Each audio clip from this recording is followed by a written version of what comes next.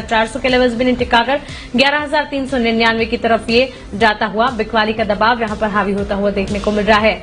आने वाले 1.5 घंटे कैसे रहेंगे बाजार के लिए देखना काफी इंपॉर्टेंट है। ट्रेडिंग सेशन पर क्या करना है आपको, अगर आपकी पोजीशंस लंबी अवधि के लिए है क्या करना है आपको, और साथ ही स्ट्रैटेजी भी इन लेवल्स को देखते हुए जानना आपके लिए काफी अहम हो जाता है। फिलहाल मार्केट रडार में इतना ही। रोहित, शुक्रिया ये तमाम जानकारी के लिए, सवालों के जवाब देने के लिए, हमारे साथ जुड़ने के लिए। मुझे दीजिए इजाजत, लेकिन आपके लिए आगे हम लेकर आ रहे हैं फाइनल ट्रेड। बने रहें जी बिजनेस के साथ। नमस्कार।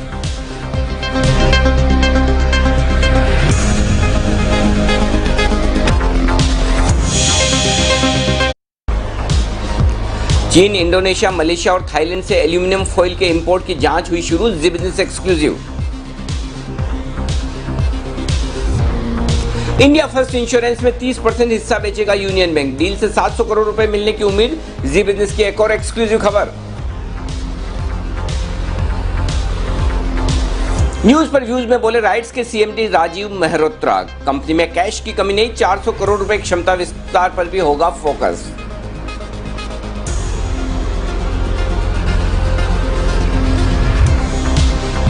और लंबी अवधि में बाजार में बनी रहेगी तेजी। एक्सक्लूसिव बातचीत में रामदेव अग्रवाल ने कहा टेक्नोलॉजी और टेलीकॉम शेयरों में बनेंगे कमाई के मौके।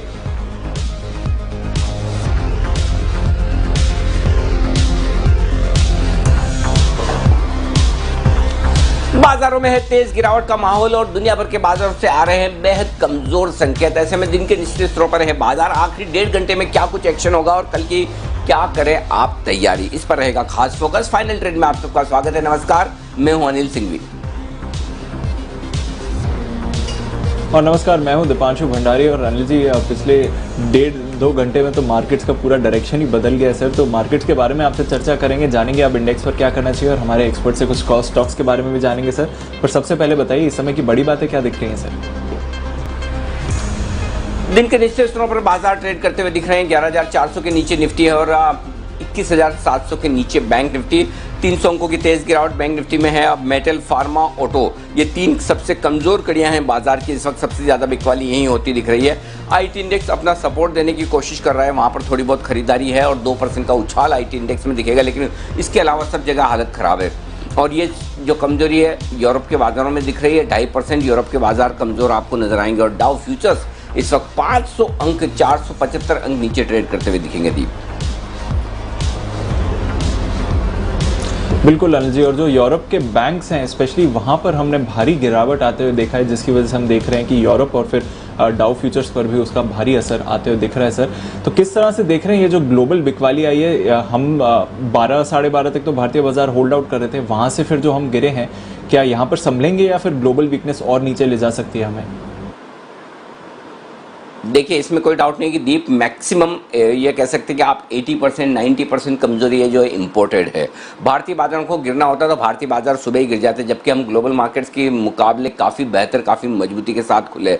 इनफैक्ट ग्लोबल मार्केट सारे लाल निशान में थे, डाउ फ्यूचर्स भी ढीले थे, लेकिन उसके बावजूद भारतीय बाजारों ने काफ़ी दम लगाकर काम किया। 11,500 के ऊपर काफ़ी वक्त तक निफ्टी टिका रहा, 22,000 के ऊपर बैंक निफ्टी टिका रहा। लेकिन जब आपका डाउ फ्यूचर्स 500 पॉइंट नीचे हो जाए और यूरोप के बाजार 2-2.5% कमजोर हो, तो फिर भारतीय बाजारों के लिए टीका रहना मुश्किल काम है, इसमें कोई डाउट नहीं। तो जो कुछ भी कमजोरी आई है वो कमजोरी पूरी तरह से अंतर्राष्ट्रीय बाजारों की वजह से आई है। और दूसरा जो एक और फैक्टर था हमारे लिए चीन के साथ बातचीत का, उसमें भी कहीं कोई ख़राब संकेत नहीं आया। तो हमारे पास ऐसा कोई ख़राब संकेत नहीं जिससे कि हमें ये डर लगे कि ये क्या हो रहा है। लेकिन अगर डाउ फ्यूचर्स आपका कमज़ोर होगा, यूरोप 2.5% नीचे होगा, तो जाहिर सी बात है कि भारतीय बाजारों पर उसका असर पड़ना ही पड़ना है। अब अलग अलग खबरें आ रही कि यूरोप के कुछ बैंक्स को लेकर जो खबरें आ रही कि वहाँ पर बैंक्स थोड़े मुश्किल में हैं और उनके ऊपर किसी तरह की जाँच चल रही है, वहाँ से यूरोप का मूड माहौल ख़राब हुआ है। लेकिन यूरोप के साथ कौन सा खाली यूरोप का मूड माहौल ख़राब हुआ है, आप देखिए पूरी तरह से मूड माहौल ख़राब होता दिख रहा है। अमेरिका के फ्यूचर्स का भी 500 पॉइंट के अमेरिका में जो फ्यूचर्स में जो कमज़ोर ट्रेडिंग दिख रही है वो भी बाजार के लिए चिंता की बात है। तो पूरी तरह से ग्लोबल मार्केट्स के साथ हम हैं और इस लिहाज से 2 अहम सपोर्ट लेवल के आसपास आए हम। 21,650 बैंक निफ्टी पर एक इंपॉर्टेंट सपोर्ट लेवल है जहां पर पहुंचे, और 11,375 निफ्टी पर सपोर्ट लेवल जो आज हमने ट्रेडिंग रेंज दी थी सुबह 21,650 से 21,800 एग्जैक्टली उसके लोअर एंड पर है। 11,375 से 11,450 एग्जैक्टली उसके लोअर एंड पर है। तो लोअर एंड पर आए, अगर यहां से रुकते हैं तो ठीक, नहीं तो मैं आपको बता दूं 21,450 21,500 बैंक निफ्टी पर अगला अहम सपोर्ट होगा। 11,275, 11,325 ये निफ्टी पर अगला अहम सपोर्ट होगा। इन दो सपोर्ट लेवल पर नजर रखें। अगर यहां पर नहीं रुकते हैं तो रुक जाए तो अच्छी बात है, अगर नहीं रुके तो वहां तक के सपोर्ट के लिए आपके लिए जगह खुलती हुई दिखती है। आइए आगे बढ़े, उससे पहले बस इस बीच बाजार कमजोर होते हुए दिख रहे हैं। पहले तो मैं बता दूं आपको कि जो सुबह हमने आपको बैंक निफ्टी का कॉल दिया था कि 21,800 का स्टॉप लॉस रखिए, वो स्टॉप लॉस ट्रिगर हो चुका है। तो अगर आपने ट्रेड किया है तो स्टॉप लॉस ट्रिगर करें। कई बार होता है कि मार्केट के ट्रेंड के विपरीत मार्केट अचानक से गिरावट दिखाए, और कई बार हमें भी ये ध्यान रखना होता है कि अचानक से अगर डाउ फ्यूचर्स और ग्लोबल मार्केट्स टूट रहे तो उस हिसाब से हमें एक डिसीजन लेना होता है। इसीलिए डिसिप्लिन बनाए रखें, ये जरूर है। M&M एक और स्टॉक है जहां पर भी आपको जो स्टॉप लॉस दिया गया था स्टॉप लॉस को फॉलो करें। तो वोलेटाइल मार्केट में हमेशा आपको स्टॉप लॉस फॉलो करना होगा। 100% स्ट्राइक रेशियो कभी भी नहीं होगा, ये ध्यान में रखिए। तो अगर आपने लॉन्ग कॉल्स लिए, चाहे किसी भी एनालिस्ट की एडवाइस पर लिए हो, उस लॉन्ग कॉल्स में जो स्टॉप लॉस आपको दिए गए उन्हें फॉलो जरूर करें। नुकसान हो रहा है, एक बार निकल जाए कोई बात नहीं, वापस मौका मिलेगा तब की तब देखी जाएगी। लेकिन वोलेटाइल मार्केट में आप अपना डिसिप्लिन बनाए रखें। जो भी स्टॉप लॉस किसी भी एक्सपर्ट की एडवाइस पर आपको रिकमेंड किए गए, अगर आपने ट्रेल किए हैं, बाजार के मूड माहौल को भांपते हुए पहले ही निकल गए, बहुत अच्छी बात है। नहीं निकले तो अब स्टॉप लॉस लगाकर आप अकॉर्डिंगली अपनी पोजीशन को मेंटेन करें। आइए अब इवेंट्स पर करते हैं फोकस। मानसी हमारे साथ तैयार है, जानते हैं मानसी से कौन सी इवेंट्स है जिन पर हमें रखनी है नजर। मानसी बताइए।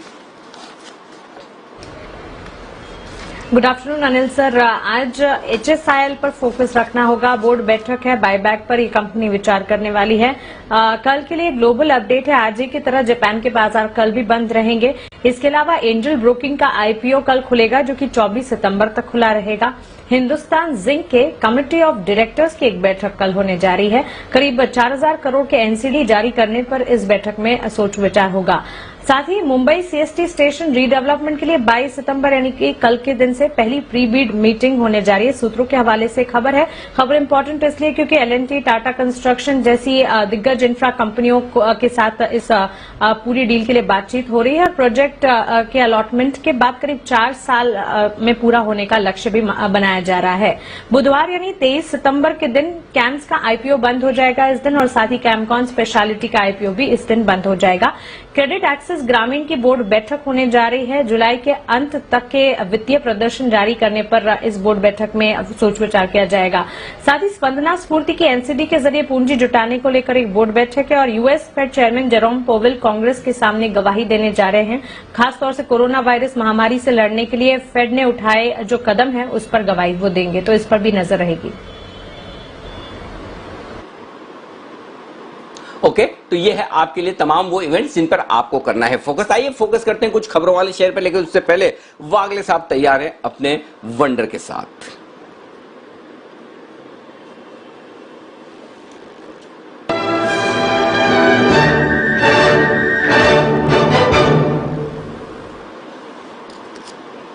बताएं वागले साहब। Afternoon Anil ji, axis bank बेचना है। 426 का एक क्रूशल सपोर्ट इसने ब्रेक किया है। अभी 424, 424.50 है। यहां से लेकर 426, 427 ये रेंज में बेचे। 432 का मेरा स्टॉप लॉस होगा और 415 का पहला टारगेट, 410 का दूसरा टारगेट। 415, 410 के टारगेट के लिए एक्सिस बैंक में करनी है आपको बिकवाली, तुरंत प्रभाव से यहां पर बिकवाली करने की राय है आपके लिए। ओके, चलिए आगे बढ़ते हैं और इवेंट्स पर करते हैं फोकस, और इवेंट्स के बाद फोकस करते हैं खबरों वाले शेयर पे। बताइए पूजा, कौन से स्टॉक से जहां बाजार खुलने के बाद आई है खबरें?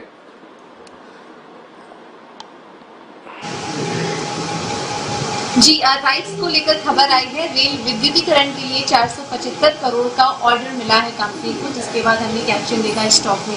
इसके अलावा GOCL यहाँ पर भी खबर है, जिसके बाद 10% तक की तेजी स्टॉक में देखने को मिली। और खबर यह है कि कंपनी US की सब्सिडरी के जरिए क्वाकर केमिकल कॉर्पोरेशन में हिस्सेदारी बेचेगी। करीब 2 लाख शेयर की बिक्री होगी, उसके बदले कंपनी को 257 करोड़ मिलेंगे इस बिकवाली के बाद। तो इस स्टॉक में भी इस खबर के आने के बाद अच्छी तेजी देखने को मिली।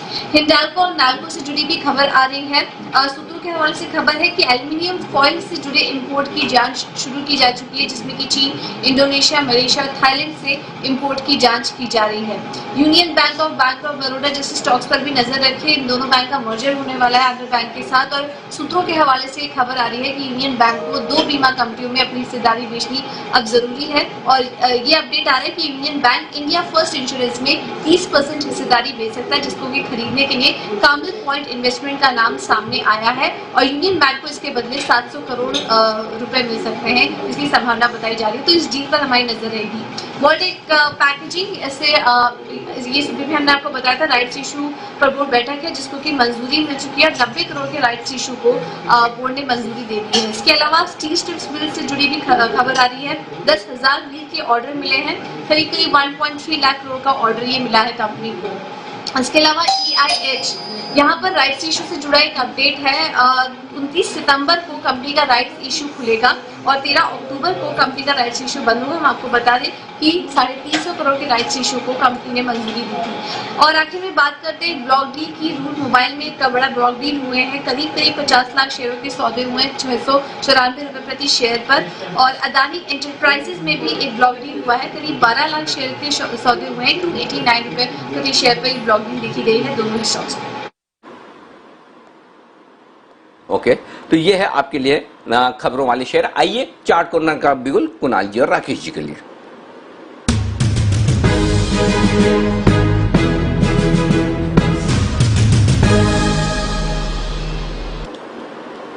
बताएं सर। अनिल जी, बिकवाली की राय है मैकडॉवेल्स पर, यूनाइटेड स्पिरिट्स को बेचने की राय है। चार्ट पर एक ब्रेकडाउन, एक नेगेटिव क्रॉसओवर, लीडिंग और लैगिंग इंडिकेटर्स पर यहां देखने को मिल रहा है। ओवर टू कुणाल जी। अनिल जी, काफी बड़ा ब्रेकडाउन चार्ट पर आता हुआ दिख रहा है। सपोर्ट सीधा 495 रुपए के आसपास है, यानी कि यहां से 25 रुपए नीचे सपोर्ट दिखाई देता है। तो कम से कम 25 रुपए की गिरावट आपको चार्ट्स पर देखने को मिलेगी। इन स्तरों पर शॉर्ट करें, 10 रुपए ऊपर 530 रुपए पर स्टॉप लॉस रख लें। एकमात्र टारगेट 495 होगा, जिसके लिए शॉर्ट करने की राय है मैकडॉवेल्स। ओके, तो मैकडॉवेल्स यानी कि यूनाइटेड स्पिरिट्स में शॉर्ट पोजीशन बनाने की राय कुणाल जी और राकेश जी की तरफ से। अगला बिगुल है BTSTT का सच्चिदानंद उत्तेकर के लिए, सचिन जी के लिए बिगुल।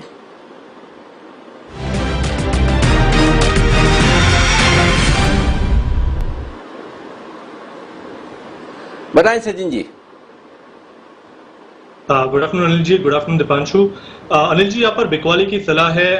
एक वीकेस्ट काउंटर रहा है ICICI प्रूडेंशियल। यहाँ पर मुझे लग रहा है जिस तरीके से वापस एक अहम सपोर्ट ब्रेक हुआ है, तो यहाँ पर 400 के आसपास स्विंग होना चाहिए स्टॉक। तो फिलहाल अराउंड 412 के आसपास इसके फ्यूचर्स ट्रेड कर रहे हैं। 412 से 413 में आपको बिकवाली करनी है। स्टॉप लॉस लगाना है अराउंड 417.50 के आसपास, एंड टारगेट मुझे लग रहा है 400 एक इंपॉर्टेंट लेवल होगा। ओवरऑल अगर एक्सपायरी की रेंज भी देखें तो अराउंड 450 से 400 ये particular range starting of the expiry से एस्टैब्लिश हुई थी। एंड जिस तरीके से ये इसने अपने अपर बाउंड के आसपास एक पैटर्न बनाया था, वहां से वो लगातार वीकनेस ही एग्जिबिट कर रहा है। तो मुझे लग रहा है यहाँ पर एक फ्रेश ब्रेकडाउन हुआ है। मार्केट का मूड भी थोड़ा सा नरम है, तो 400 के लक्ष्य के लिए ये पर्टिकुलर पोजीशन आपको होल्ड करनी है। ओके, यहाँ पर बिकवाली करने की राय है। ICICI प्रू में 412 के आसपास बेचे, 417.50 का स्टॉप लॉस और 401 का टारगेट। ये है राय आपके लिए सचिन जी की तरफ से ICICI प्रू बेचने के। कुणाल जी, एक बार जरा मैकडॉवेल के शॉर्ट के आपके स्टॉप लॉस और टारगेट मुझे फिर से बताएं, नोट करना रह गए हैं। अनिल जी देखिए, 530 रुपए पर 530 पर स्टॉप लॉस रखना है। एकमात्र टारगेट है 495 रुपए का। 495 का एक ही टारगेट है, जिसके लिए मैकडॉवेल्स पे बिकवाली करनी। कोई मतलब बिना दबाव के इस कॉल में हाँ भरी है बंसल जी ने, या कहीं कोई बड़ी मुश्किल से तैयार करना पड़ा? अनिल जी देखिए, मैंने बहुत झिझकते बंसल जी को सलाह दी थी कि इसमें बिकवाली की राय देते हैं, लेकिन वो झटपट राजी हो गए। तो अनिल जी, इससे मुझे भी कुछ संदेह हो रहा है। बाकी अनिल जी, जांच करना आपका काम। वाकई में चार्ट बहुत खराब है। बिल्कुल दिल पे पत्थर रखकर अगर मैकडॉवेल पर शॉर्ट कॉल के लिए बंसल जी राजी हैं, इसका मतलब वाकई में चार्ट बहुत ही खराब माने जाए। आइए एक और स्टॉक है जिसके चार्ट खराब माने जाए, वो बता रहे हैं किरण जी, बिगुल किरण का कमाल।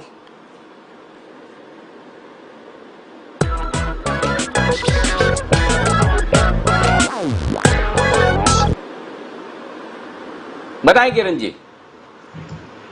अनिल जी, बेचना चाहिए वो है मुथूट फाइनेंस। मुथूट फाइनेंस में एक एंड ऑफ डे चार्ट्स पे एक बहुत ही अच्छा ट्रेंड रिवर्सल प्राइस पैटर्न का ब्रेक डाउन दिया है, जिसको हम हेड एंड शोल्डर्स कहते हैं। और ये नेकलाइन काफी इंपॉर्टेंट है क्योंकि ये जून महीने से ये कंसोलिडेशन ट्रेड करता नजर आ रहा था। इसका ब्रेकडाउन यानी बहुत खराब चार्ट पैटर्न हो जाएगा। मेरा मानना है कि ये 1 से 2 दिनों में 1000 के लेवल्स टेस्ट करते नजर आ जाने चाहिए। तो 1000 के टारगेट्स के लिए, 1000 के आसपास के टारगेट्स के लिए बिल्कुल शॉर्ट पोजीशन बनाए। आपका स्टॉप लॉस होगा 1065, सारे फ्यूचर लेवल्स की बात है। ओके, 1065 के स्टॉप लॉस के साथ शॉर्ट करें। और टारगेट कितना बता रहे हैं आप? 1005 पकड़ लीजिए अनिल जी।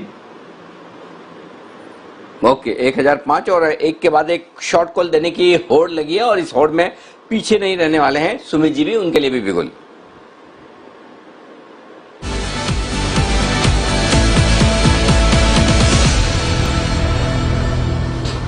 सुमित जी, आप चाहें तो बाय कॉल भी दे सकते हैं। मैंने तो अंदाज से ही कहा कि आप भी शॉर्ट कॉल दे रहे होंगे, लेकिन आपका जो भी कॉल बताएं sir. Good afternoon Anil ji. नहीं अनिल जी, बाय कॉल नहीं दूंगा। मैं फ्राइडे से सेल कॉल दे रहा हूँ। आज सुबह भी सेल कॉल दिए थे और अभी भी सेल कॉल है अनिल जी। यस, तो अभी जो पहला सेल कॉल आया है बिल्कुल वो है जुबिलेंट फूड। अनिल जी, बड़ा वाला फॉल आएगा। यहाँ से स्टॉक के अंदर बेचना चाहिए। 2320 के आसपास का भाव है। क्लास स्ट्रक्चर ब्रेकडाउन है। ऊपरी लेवल्स पे पिछले 5 दिन के लो स्टॉक ने तोड़े हैं और यहां से एक अच्छा खासा फॉल जुबिलेंट फूड के अंदर देखने को मिलना चाहिए।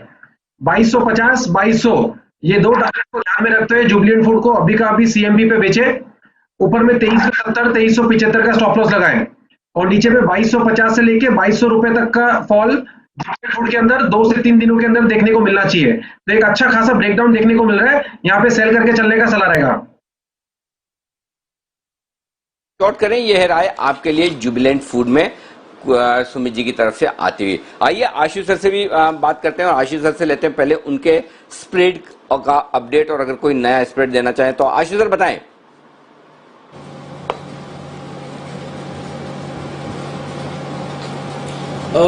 अनिल जी, देखिए जो रेंज थी मार्केट की हमारे हिसाब से 11,300, 600, 650 थी। अनिल जी, एक चीज आपने देखा कि इतना डिसिप्लिन था कि अगर 11,600 पे अगर 700 होना है या 650 होना है और नीचे मुझे लगता है 11,300, मैं 600 पे क्यों लूंगा अनिल जी? मुझे किस लिए स्टॉक लेना है 600 पे? मेरे को अपने 11,300 भाव पे लेना है और उसके बाद 11,050 भी आ सकता है, उस पे लेना है। तो अनिल जी देखिए, सिंपल सी बात है, पेशेंस काम आई और काम आती है। और अनिल जी आप एक चीज देखिए, पिछले दिनों में आप अब आज स्टॉक के उठा के भाव देखिए अनिल जी, सिर्फ एक फार्मा ने मार्केट का एक माहौल बना रखा था कि अच्छा बहुत अच्छा लग रहा है, मार्केट ठीक है, और जिस तरह से फार्मा चल रहा था, आज पिछले 2 घंटे में अनिल जी फार्मा भी दे दिया। Anil ji every single stock, आपने भारती का मुझसे फ्राइडे को पूछा था और मैंने फिंगर क्रॉस बोला था कि इतना ओवरबॉट स्टॉक है, ये कैसे 490 के ऊपर आ गया, मुझे समझ नहीं आ रहा। मतलब इस एक्सपायरी में ओवरबॉट स्टॉक का एग्जिट देना अनिल जी वर्चुअली इम्पॉसिबल है। अनिल जी आप देखिए ना, फार्मा दिखा के, चाहे वो IDFC हो, चाहे वो स्टेट बैंक, जो मतलब अनिल जी मुझे लगता है उसको तो अवार्ड देना चाहिए कि कितनी बार उसने ब्रेकआउट दिया। और उसके बाद अनिल जी उस ब्रेकआउट में 205 में और हर बार 190 करता है। मुझे लगता है इतने का भाव नहीं जितने लोग पैसे उसमें गवा चुके होंगे उस ब्रेकआउट पे। Bank of Baroda, Can Bank, Anil ji किसी भी NBFC या किसी भी स्टॉक का, टाटा स्टील, किस तरह की डिस्ट्रीब्यूशन हुई है आप देखिए। अनिल जी मार्केट सिर्फ 300 पॉइंट घटा है। 300 अगर 11,600, 700 देखें, मार्केट 300 पॉइंट घटा है। लेकिन जिस तरह से स्टॉक में डिस्ट्रीब्यूशन हो गई है अनिल जी, मैं हर वक्त शॉर्ट बीच में इतना नहीं बोलता था क्योंकि सबको वो नहीं लगता था, लेकिन एक चीज बोलते थे बार बार, distribution. Anil ji considerable long time तक शायद ये एग्जिट मिलेगा ही नहीं लोगों को। अनिल जी इस तरह है। अब इस भाव पे अनिल जी 11,300 पे मैं तो बेच नहीं सकता। सो अनिल जी जो अपने हमने बियर स्प्रेड बनाया था वो बिल्कुल ठीक है। ऑन द कॉन्ट्ररी मैं इस वक्त एक बुल स्प्रेड बनाना चाहता हूं अनिल जी, 11,400, 11,500 का जीरो कॉस्ट पे बनेगा। एक कॉल परसों की एक्सपायरी की 11,400 की एक लीजिए और 2 कॉल 11,500 की बेच दीजिए। जीरो कॉस्ट का स्प्रेड है अनिल जी। अगर 100-150 पॉइंट की रिकवरी आ गई अगर, तो ये प्रॉफिटेबल हो जाएगा, नहीं तो बियर स्प्रेड बनाई हुआ है। लेकिन इस भाव पे अनिल जी मुझसे फ्रेश शॉर्ट तो नहीं होता। लेकिन having said that Anil ji मैं नहीं लूंगा, मैं अभी भी नहीं लूंगा ये छोटे वाले स्टॉक। अगर हम किसी को डीवीज बोलते हैं, उसको डीवीज की कॉल छोड़ के वो स्टेट बैंक में जाता है। अगर किसी को सन फार्मा या कुछ और चीज बोलो तो वो उसको छोड़ के IDFC जाता है, बैंक ऑफ बड़ौदा में जाता है, PNB। अनिल जी क्या मिल गया किसी को ये सब करके, या फेडरल। मतलब अनिल जी इतनी बड़ी डिस्ट्रीब्यूशन फिर से हो गई है तो मैं तो मतलब विशफुल तो हूं कि अच्छा है, नहीं तो सब जगह बस वही मैसेजेस और वही चीज चलता रहेगा कि इसका क्या करें उसका क्या करें। और बैंक्स में अनिल जी कंटिन्यूसली हमारा वीक स्टैंड है, चाहे वो एक्सिस हो, चाहे वो बाकी बैंक्स हो, बंधन हो, इंडसइंड हो, जिस तरह के ब्रेकडाउन है। और आज सबसे बड़ा जो डर मुझे लगा है फार्मा को देख के, अनिल जी एक बिल्कुल स्वीट स्पॉट था। तो अनिल जी मैं तो अपना वही पुराना डायलॉग बोलूंगा कि थप्पड़ से डर लगता है, प्यार से नहीं। ब्रेक आउट से डर लगता है Anil ji. Biocon break out, Sun Pharma break out, oil pharma break out. Breakout से डर लगता है अनिल जी, ब्रेकडाउन से नहीं लगता, क्योंकि ब्रेकडाउन से पता रहता है, आदमी प्रिपेयर्ड रहता है, सबको ठीक है। आशीष जी बाकी सब ठीक है, खाली एक ही चीज का ऑब्जेक्शन है मुझे आपसे, और सारी बात आप माने, डायलॉग आपने उल्टा बोल दिया सर। प्यार से डर लगता है, थप्पड़ से नहीं लगता। आपने बोला थप्पड़ से डर लगता है, प्यार। यहाँ पर डायलॉग बोलने में भी जो सब बोलते वो नहीं बोलेंगे। चलिए कोई बात नहीं, आशीष जी की राय विपरीत, लेकिन ये सुन के अच्छा लगा, ये सुन के अच्छा लगा कि जी आशीष जी बोलिए। अनिल जी वो ओरिजिनल डायलॉग गलत बोला, लेकिन जो सिमिली दे रहा था कि ब्रेकआउट से डर लगता है, ब्रेकडाउन से नहीं, वो सही बोला था मैंने। अनिल जी बस ये जो आप बोल रहे हैं मुझे पता आप क्या कह रहे हैं कि ये चीज ठीक लगी, लेकिन अनिल जी 11,300 पे अब मैं बेच नहीं सकता। अब मतलब ये है कि अनिल जी 11,300 अपना पहला लेवल था, अब हम सारे क्लाइंट्स को ये मैसेज कर रहे हैं कि आप कवर करिए, चाहे और खराब लग रहा हो तो अनिल जी एक डिसिप्लिन है कि और भी खराब हो जाए, लेकिन हमें जो शॉर्ट किए हुए हैं तो वो कवर करने हैं अनिल जी डिसिप्लिन से, लेकिन लेने का मन अनिल जी अभी भी नहीं है बिल्कुल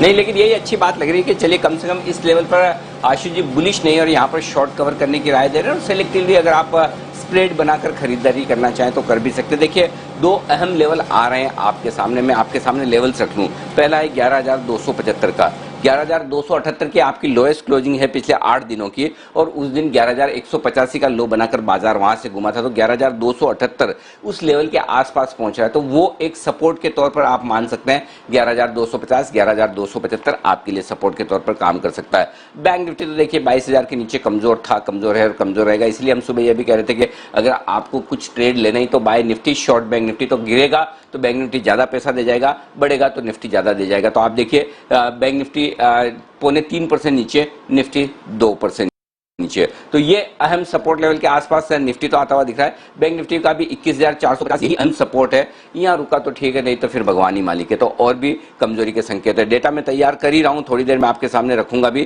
कि डेटा में जो कुछ दिख रहा है उसे किस तरह से पढ़ा और देखा जाए। इस बीच सुमित जी का सुपर हिट तैयार आपके लिए।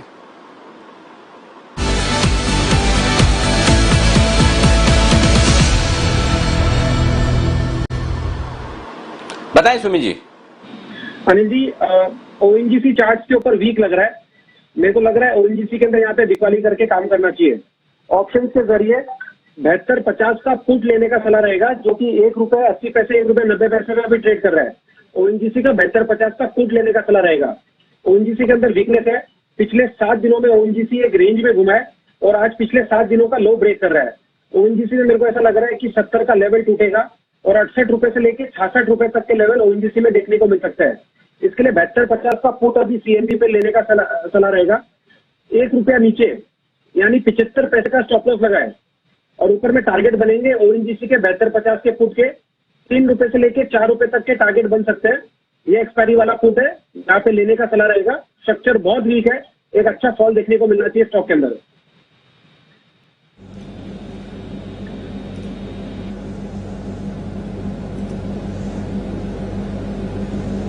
ओके तो ये है आपके लिए ओएनजीसी। यहाँ पर आप ऑप्शंस के जरिए ट्रेड कर सकते हैं, पुट खरीदिए, स्टॉक में आपको और वीकनेस आती हुई दिखेगी। और क्योंकि ये ज्यादातर जो आज की वीकनेस है यूरोप से आती हुई दिख रही है, इसलिए जो भारत में भी यूरोप फोकस स्टॉक्स हैं, ऐसे स्टॉक्स जिनका यूरोपीय बाजार में काफी ज्यादा एक्सपोजर है, वहां पर आप बड़े ब्रेकडाउन इस समय देख रहे हैं। तो टाटा मोटर्स पर नजर डालिए, 6% की गिरावट आपको टाटा मोटर्स में इस समय आती हुई दिख रही है। सचिन जी जरा टाटा मोटर्स की चार्ट पर नजर डालिए, ब्रेकडाउन आया है, क्या और बिकवाली हो सकती है, यहाँ पर भी ट्रेड इनिशिएट किया जा सकता है? तो यहाँ पे मैं थोड़ा सा कंजर्वेटिव रहूंगा, क्योंकि एक अहम सपोर्ट है अराउंड 135 के आसपास। जो रिसेंटली एक स्विंग बना था और उसके नजदीक काफी आ चुका है स्टॉक। और इसका अगर हम RSI भी देखें तो लगभग अराउंड 4950 के आसपास ही ट्रेड कर रहा है। तो इमीडिएटली नहीं, बट थोड़ा सा रिव्यू करना चाहिए। अगर बाउंस बैक होता है या फिर एक बड़ा ब्रेकडाउन आता है तो ही पोजीशन लेनी चाहिए। बट फिलहाल मुझे लग रहा है पिछले 3 दिनों से यहाँ पे गिरावट है, तो थोड़ा सा मुझे लग रहा है एक स्टेबल जोन के नजदीक है, तो यहाँ पर अवॉइड करूंगा मैं फ्रेश शॉर्ट्स या लॉन्ग्स बनाने के लिए। तो मुझे लग रहा है अगर किसी के पास पोजीशन है, एग्जिस्टिंग शॉर्ट्स है, तो कवर कर लेनी चाहिए। ओके, एग्जिस्टिंग शॉर्ट्स है तो कवर कर सकते हैं। किरण जी, मदरसन के साथ क्या करना चाहिए सर? यहां पर भी इतना ही बड़ा ब्रेकडाउन है, 6.5% नीचे है, 115 के भी अब नीचे आ गया है। क्या मदरसन पर सेलिंग की अपॉर्चुनिटी बनती है? देखिए, इधर भी एक वर्टिकल क्रैक देखने को मिल रहा है। मुझे लगता है कि एब्सेंस ऑफ बायर की वजह से एक बड़ा क्रैक देखने को मिला, पर वॉल्यूम्स अगर देखते हैं तो उतने बड़े नहीं है। तो मेरा मानना है कि थोड़ा सा कॉशियस व्यू रहना चाहिए, पर एक बाउंस बैक आ सकता है जो कि वापस एक बार 118 119 तक आता है, तब एक रिव्यू लेना चाहिए। पर एक बाउंस बैक एक्सपेक्टेड है इस काउंटर में। ओके, बाउंस बैक एक्सपेक्टेड है निचले स्तर से, देखते हैं क्या कुछ होता है। लेकिन आज गिरावट इतनी तेजी से हुई क्यों? ऐसा क्या हो गया कि दुनिया भर के बाजार ऐसे तेजी से धराशायी हो गए? 2.5% यूरोप नीचे है, 500 पॉइंट से ज्यादा डाउ फ्यूचर अब तो 600 पॉइंट नीचे हो गया। तो ग्लोबल मार्केट्स में तेज गिरावट की वजह बताने के लिए तैयार हैं हमारे साथ वरुण बताइए क्या वजह है इतने जोर से गिरे हैं ग्लोबल मार्केट?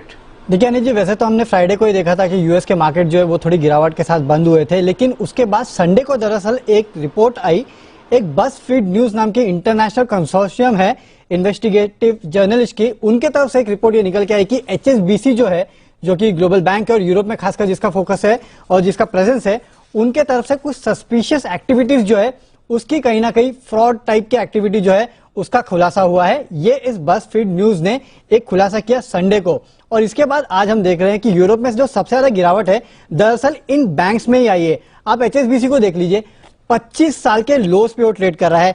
स्टैंडर्ड चार्टर्ड देख लीजिए, डॉयशे बैंक, बार्कलेस। तो बेसिकली ये जो बैंकिंग काउंटर्स है, क्योंकि यहाँ सस्पिशन कहीं ना कहीं एक फ्रॉडलेंट एक्टिविटी यानी कि पैसे की हेराफेरी का जो आरोप है वो यहाँ लगाया गया है, और उसके चलते आप देख रहे हैं कि खासकर जो बैंकिंग काउंटर्स है वहां पे गिरावट आई है। HSBC ने नो डाउट क्लैरिफाई करने की कोशिश की, लेकिन शायद वो कुछ काम नहीं आ रहा है, और इसके लिए पहले बार अगर आप देखें तो HSBC का जो काउंटर है हांगकांग में तो $30 के आसपास के नीचे भी जा चुका है।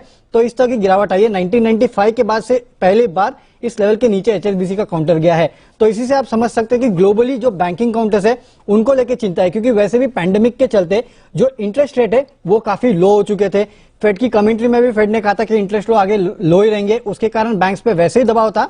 और अब ये जो बात निकल के आ रही है ना कि कुछ ना कुछ पैसे की हेराफेरी की गई है, पैसे का साइफनिंग किया गया है, ये एक बहुत बड़ी दिक्कत की बात इन काउंटर्स के लिए हो गई है। इसके लिए इन स्टॉक्स में, खासकर बैंकिंग स्टॉक्स में गिरावट है। दूसरा और एक बात है कि कोरोना वायरस के केसेस यूरोप में जो है वो थोड़े बढ़ रहे हैं, तो कहीं ना कहीं एक और डर यहां निकल के आ रहा है कि कहीं second wave of corona virus तो देखने नहीं मिल रहा है यूरोप में, तो ये भी एक चिंता की बात है। और इसके लिए आप देख रहे हैं कि यूरोपियन मार्केट में अगर आप देखेंगे तो खासकर वहां जो ट्रैवल एंड टूरिज्म के काउंटर्स है या स्टॉक्स है वहां पे जोरदार गिरावट देखने मिल रही है।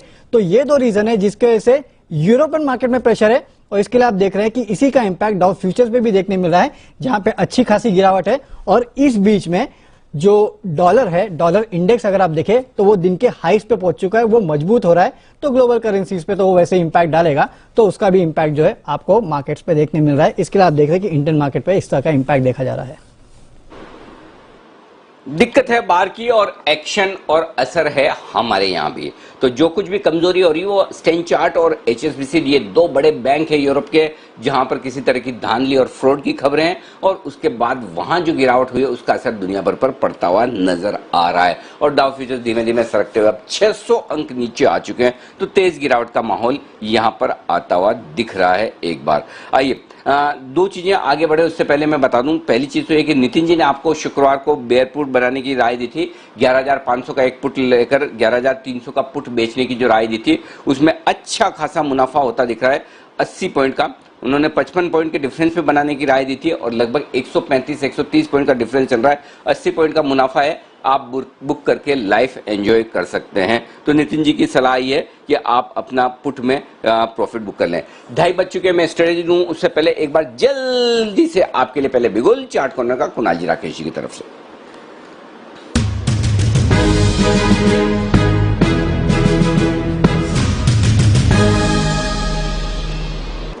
बढ़ाएं सर। अनिल जी, ओवरवेट वाली बिकवाली की राय है भारत इलेक्ट्रॉनिक्स पर, इसमें भी एक बड़े वाला ब्रेकडाउन देखने को मिल रहा है, बड़े वाला नेगेटिव क्रॉसओवर बहुत लीडिंग और लैगिंग इंडिकेटर्स पर देखने को मिल रहा है। एक चीज और हाईलाइट करूं अनिल जी, जिस तरीके से आप यूएस मार्केट के फ्यूचर्स बता रहे हैं, फ्यूचर्स देख के तो क्लियर संकेत है कि डाउ जोन्स, नैस्डैक और S&P 500 में भी एक ब्रेकडाउन देखने को मिल रहा है जिन स्तरों पे वो चल रहे हैं। ओवर टू कुणाल जी। अनिल जी देखिए, यहाँ पर एक बहुत रेयर पैटर्न बना है जिसको आइलैंड रिवर्सल पैटर्न कहते हैं। ब्रेकडाउन आता हुआ दिख रहा है और साथ ही हेड एंड शोल्डर जैसा भी फॉर्मेशन स्टॉक में दिख रहा है। तो BEL यानी कि भारत इलेक्ट्रॉनिक्स में हमारी बिकवाली की राय है 100 रुपीज, 100 रुपए पर एक स्टॉप लॉस रख लें।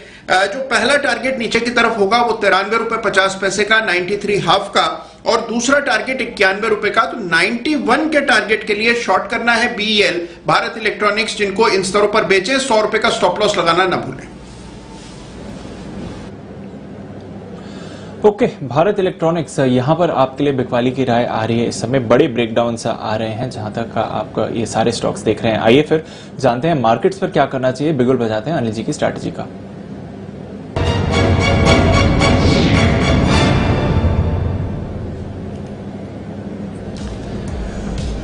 अनिल जी, भारी गिरावट है जहां तक ग्लोबल मार्केट्स का सवाल है सर। डाउ फ्यूचर्स पर नजर डालिए, 600 अंक नीचे हैं इस समय। नैस्डैक फ्यूचर्स भी अब 1.5% की गिरावट दिखा रहे हैं। और यूरोप, जहां से ये आप कह रहे थे इंपोर्टेड बिकवाली आई है बाजारों के लिए, यूके के बाजार स्पेशली काफी हार्ड हिट हैं। 3% की गिरावट यहां पर आपको यूके के बाजारों में दिख रही है। और जर्मनी और फ्रांस, यहां पर भी 2.5 से 3% की गिरावट है। तो भारी बिकवाली है सर ग्लोबल मार्केट्स में इस समय।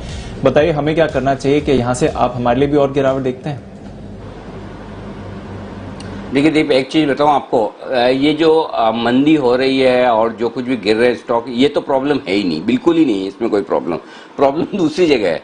प्रॉब्लम डेटा में है, जिन लोगों ने खरीद रखा है वहां पर प्रॉब्लम है। क्यों? क्योंकि ये मार्केट इस तरह का हो गया है जहां पर जो तेजी की पोजीशन वो फंस गई है और ये मंथली एक्सपायरी है। बहुत इंटरेस्टिंग डेटा मैं आपको बताने जा रहा हूं, जो ध्यान से सुनिएगा। आप ट्रेड कर रहे हैं इस वक्त 11,300 से थोड़ा सा नीचे, ठीक है। 11,500 के नीचे ट्रेड करना शुरू करते हैं आपके लिए 50 लाख शेयर ऐसे हैं पुट राइटर्स जो रिस्क पर आ गए हैं, जिन्होंने पुट बेच के रखे हैं 11,500 या इसके ऊपर के लेवल पे, जिन्हें नुकसान होना है। 11,400 के नीचे पुट राइटर्स आते ही आपके लिए 90 लाख शेयर आपके ऐसे हैं जो और रिस्क पर आ जाते हैं, जिन्होंने पुट बेच रखे हैं। और 11,300 तोड़ते आप करीबन रिस्क पर आ जाते हैं 1 करोड़ 20 लाख, 1 करोड़ 25 लाख शेयर। तो अब प्रॉब्लम क्या है? जिन लोगों ने पुट बेच रखे हैं वो अनलिमिटेड रिस्क पर हैं ग्लोबल मार्केट्स को देखते हुए, और नुकसान में भी है। तो 11,400, 11,500, 11,600 इस रेंज के जो पुट राइटर्स हैं, ये सबके सब रिस्क पर भी है और सबके सब नुकसान में भी है। आप देखिए हर एक लेवल पर 30-30, 35 लाख शेयर पुट में है। 11,400 पे 32 लाख, 11,500 32 लाख, 11,600 पे 12 लाख है, 11,300 पे 27-28 लाख हैं। तो ये सारे जो पुट राइटर्स हैं, इनकी जो रिस्क है लॉन्ग पोजीशन अनवाइंड होने की, यानी कि तेजी की पोजीशन कम होने का, ये खतरा सबसे ज्यादा है। तो ये सबसे बड़ी दिक्कत ये दिख रही कि पुट अनवाइंडिंग, पुट राइटिंग के जो पोजीशन है, तेजी की जो पोजीशन है, ये जो खत्म होने आएगी, ये बाजार पर दबाव बना के रखेगी। तो ये एक सबसे बड़ी दिक्कत है बाजार में इस वक्त की। जो ऐसा नहीं कि शॉर्ट्स बहुत बने हैं, शॉर्ट्स बिल्कुल भी नहीं है, हार्डली कॉल राइटिंग है, एक्सेप्ट 11,500 पर जो कॉल राइटिंग हुई वो तो आज सुबह अब जाकर हुई, जिन लोगों ने हेजिंग के लिहाज से की होगी। लेकिन उसके अलावा कल तक कोई कॉल राइटिंग नहीं थी, कल तक सिर्फ और सिर्फ पुट राइटिंग थी। और आज पुट राइटर्स बुरी तरह से फंस गए हैं, जिस तरह से ग्लोबल मार्केट में अनएक्सपेक्टेड मंदी हुई है। देखिए 2 दिन बाजारों ने अनएक्सपेक्टेड फॉल दिखाया। एक शुक्रवार को 2:30 बजे के आसपास, किसी को अंदाजा नहीं था, जोर से गया, उसके बावजूद बच गया। तो लोगों का कॉन्फिडेंस आ गया कि हर एक फॉल में लेना ही चाहिए, और वो सही भी था। आज आप देखिए वापस आधा दिन आपने लगभग अच्छे से निकाला, और यूरोप की तेज बिकवाली होते ही अब पुट राइटर्स जो लॉन्ग पोजीशन वाले जो हैं, जो तेजी बनाकर बैठे हैं, ये रिस्क पर। तो अब बाजार के लिए ऊपर चढ़ पाना बहुत मुश्किल होगा, क्योंकि अब हर एक लेवल पर फंसे हुए तेजी के ट्रेडर्स अपनी पोजीशन कम करने को आगे आएंगे, और 11,500 के पार अब निकलना इस एक्सपायरी में बहुत मुश्किल हो जाएगा। 11,500 के कॉल्स पर 50 लाख शेयर हैं, हाईएस्ट ओपन इंटरेस्ट है। दमदार कॉल राइटर्स उसमें से 25 लाख तो आज ही जुड़े हैं। 11,500 पे पुट राइटर्स 33 लाख शेयर हैं। जैसे जैसे जिस तेजी करने वाले के भाव आएगा, सपोज आपने 11,400 का निफ्टी ले रखा है, 11,400 आएगा तो आप सोचेंगे जान छूटी। 11,300 वाला भी अभी यही सोच रहा होगा, और 11,500 पे जिसने ले रखा वो भी यही सोच रहा होगा। तो दिक्कत है ना, मंदी की नहीं है दिक्कत, तेजी करने वाले ट्रेडर्स की पोजीशन की है। ये तो बात हुई निफ्टी की। बैंक निफ्टी में तो ये प्रॉब्लम पहले से ही थी। बैंक निफ्टी में तो आपको पहले ही बैंक निफ्टी संकेत दे रहा था कि कमजोरी के थोड़े संकेत हैं। हाँ, ये जरूर है कि आज सुबह एक इंडिकेशन दिया बैंक निफ्टी का, तब हमने भी बाय कॉल दिया था और हमने कहा भी कि स्ट्रिक्ट स्टॉप लॉस रखिए, एक्सपायरी का हफ्ता है, तो वो स्टॉप लॉस आपको ट्रिगर करना ही चाहिए। स्टॉप लॉस ट्रिगर ना करें, आप देखिए 21,800 से 21,400 आ जाता है बैंक निफ्टी, तो इसलिए डिसिप्लिन के साथ स्टॉप लॉस करना बहुत जरूरी है। जहां तक अब बैंक निफ्टी का सवाल है, यही समस्या बैंक निफ्टी में भी है। आप 22,000 के नीचे फिसले, वहीं से आपके लिए रिस्क चालू हो गई। 21,500 तक बैंक निफ्टी में 40 लाख शेयर ऐसे हैं पुट राइटर्स जिन्होंने पुट बेचकर तेजी की पोजीशन बनाई और वो रिस्क पर है। अभी आप 21,500 के आसपास बैंक निफ्टी पर है, तो 21,500 के नीचे अगर आप बैंक निफ्टी पर टिके रहेंगे दीप, तो आपके लिए मुश्किल बहुत बड़ी। अब आगे चलते हुए जो अगला अहम सपोर्ट 21,000 21,100 के आसपास आता है, वहां तक पहुंच सकता है। 21,450 भी तोड़कर ट्रेड कर रहा है बैंक निफ्टी। तो एक ही दिक्कत है, हर एक रिकवरी पर अब आपके लिए बिकवाली होगी, क्योंकि तेजी के ट्रेडर्स फंसे हैं और ये मंथली एक्सपायरी, वीकली नहीं है। वीकली एक्सपायरी में होता है कि पोजीशन छोटी होती है, मंथली एक्सपायरी में ज्यादा होती है। तो अब 22,000 पार करना ही बैंक निफ्टी के लिए ऑलमोस्ट मुश्किल, नामुमकिन सा हो जाएगा, और 11,500 पार करना निफ्टी के लिए नामुमकिन सा हो जाएगा। तो अब आपको इस लेवल को ध्यान में रखते हुए अपनी पोजीशन को जैसे ही उछाल मिले वहां पर कम करना है। जो शॉर्ट करना चाहते हैं, अब इन लेवल्स पे शॉर्ट नहीं करना है, रिकवरी आने दे, आए तो ठीक, नहीं आए तो फिर कल की कल देखी जाएगी। जी दीप। बिल्कुल, तो फिर पोजीशंस हल्की करने की कोशिश करें, पर फ्रेश शॉर्टिंग नहीं करें इन लेवल्स पर। ये है आपके लिए अनिल जी की राय। पर अहम सपोर्ट बाजार ने तोड़े हैं, और अब जो पुराने सपोर्ट थे वो बाजार के लिए रेजिस्टेंसेस बन रहे हैं, तो वहां पर अब आपको नजर डालनी जरूरी है। बड़े ब्रेकडाउन्स आ रहे हैं इस समय मार्केट में, आप कहीं भी देखिए तो आपको काफी भारी ही गिरावट आती हुई दिखेगी। और आज अगर आप देखें, इंडिया बुल्स हाउसिंग बैन से बाहर आने के बाद एक बहुत ही बड़ा ब्रेकडाउन भी इस समय आपको दे रहा है। अब आगे साहब सुबह भी इस पर बात करी थी, तब 6-7% नीचे था, अब 14-15% नीचे है इंडिया बुल्स हाउसिंग। सर 150 के लेवल्स आते हुए दिख रहे हैं, क्या यहां से और भी गिरावट देखते हैं इधर? दीपांशु, बिल्कुल ब्रेकडाउन है, लेकिन यहां पर बेचने की सलाह नहीं होगी। इसका बेचने का सही लेवल 175 के नीचे था, 173, 172 ये लेवल में बेचते, तो अभी 150 का एक सपोर्ट है, तो यहां पर बेचना नहीं चाहिए। लेकिन मुझे कोई स्ट्रेंथ दिखाई नहीं देती है, मार्केट में वीकनेस है। इंडिया बुल्स हाउसिंग, ओके, तो यह है इंडिया बुल्स हाउसिंग इस समय। आशु जी, आप भी सर मार्केट्स पर आपका भी व्यू दे रहे थे सर, ये जो अब अहम सपोर्ट्स हैं, जो अब रेजिस्टेंसेस बन गए हैं, किस तरह का डायरेक्शन मूव देखते हैं सर आप? दीपांशु, डायरेक्शन तो नीचे, अभी अनिल जी को मैं सुन रहा हूं कि बात बिल्कुल सही थी। दीपांशु, एक्चुअली क्या है कि इस मार्केट में जो एक ट्रेंड, जो एक साइकी, जो एक हैबिट और जो बन गई थी ना कि मार्केट में सब कुछ ठीक है, सब कोविड निकल गया है, अब तो चीजें ठीक ही हैं, और जिस तरह की लिक्विडिटी है, तो वो इतना दिमाग में सबके घुस चुका है या था कि अब मतलब बाय डिप्स ही है। दीपांशु, ऐसा कोई ना कोई डिप तो आपको पकड़ेगा। जो स्मार्ट मनी है, जब आपका पूरा माइंड कैप्चर कर लेगी कि बाय डिप्स है और कोई दिक्कत नहीं है, कभी ये बेनिफिशियरी है, कभी वो बेनिफिशियरी है, कभी ये बढ़ेगा, कभी वो बढ़ेगा, और वो एक दो सेक्टर को जिस तरह से करके, मतलब ऐसे रेट करके, तो ऐसे में तो दीपांशु फंसते हैं ना लोग। और सबसे बड़ी बात है जो अनिल जी ने बिल्कुल बोली कि अब लोग फंस गए हैं। दीपांशु, ये मार्केट रोज चलेगी, आप और मैं रोज सुबह शाम कॉल्स देंगे, सब कुछ करेंगे, लेकिन एक इन्वेस्टर ट्रेडर के लिए इंपॉर्टेंट होता है बहुत, चाहे वो हफ्ते में 1 दिन हो, महीने में 5 दिन हो, साल में 2 महीने हो, एक फेज आता है कि जब आपको बिल्कुल पेशेंटली कंट्रोल करना पड़ता है कि कॉल्स पे एक्ट करना ही नहीं है। अभी मेरे को 1-2 लोगों ने, मतलब आपने देखा ट्विटर पे भी किसी ने बोला या कुछ ने एक बहुत अच्छी चीजें शेयर की कि पिछले 15-20 दिन से आप दिखाओ कि किसी को पैसे नहीं आ रहे हैं, तो एक बहुत बड़ा सिग्नल था कि आप कुछ भी करो, पैसे नहीं आ रहे हैं। लेकिन प्रॉब्लम यह है कि हमें करना जरूर है, हमें करना जरूर है दीपांशु, यही सबसे बड़ी प्रॉब्लम है कि हमें करना जरूर है। क्योंकि हर भाव पे, मैं मार्केट स्क्रीन के आगे बैठा हूं, मैं पंडित हूं, मुझे कुछ ना कुछ लगता ही है। आप हर भाव पे मुझसे पूछोगे अच्छा या बुरा, कुछ ना कुछ लगेगा, लेकिन एक टाइम ऐसा है कि वो आपको दस्तक है कि नहीं लेना है, नहीं लेना है, शांति से बैठो। अब दीपांशु वो क्या है कि वो है, अब 11,300 एक लेवल है, शॉर्ट नहीं हो सकता क्या, लेकिन 11,100 आ सकता है, 100% आ सकता है। 11,050, 11,100 का जो घर है नीचे का खुल चुका है वो भी। अब उसके लिए क्या मैं फ्रेश शॉर्ट करूंगा? इस पैनिक में मैं शॉर्ट नहीं कर सकता, but all I can do is I will not buy and I will play purely on option. But people who are badly stuck, if they ask me कि मैं क्या करूं स्टेट बैंक 205 में, मेरे पास आंसर नहीं होगा। उसको कुछ नहीं कह सकते, क्योंकि अब एक्सपायरी खत्म हो गई, या अगले में रोल ओवर करके फिर उस रिपेयर ट्रेड में कॉल्स बिकवाएं, या कोई भी ऐसे स्टॉक को, एग्जांपल दे रहा हूं मैं दीपांशु, ये एक बहुत मुश्किल सिचुएशन आ जाती है कि जब आप रिपेयर भी नहीं कर सकते ट्रेड को। ओके, तो ये है आपके लिए राय बाजार पर इस वक्त। आइए, सेठी साहब हमारे साथ कार्यक्रम में शामिल होने की तैयारी में हैं और उनसे लिए हम लेंगे सदाबहार सेठी साहब की शॉर्ट टर्म पिक। उससे पहले सुमित जी के लिए बिगुल सुपरहिट शेयर का।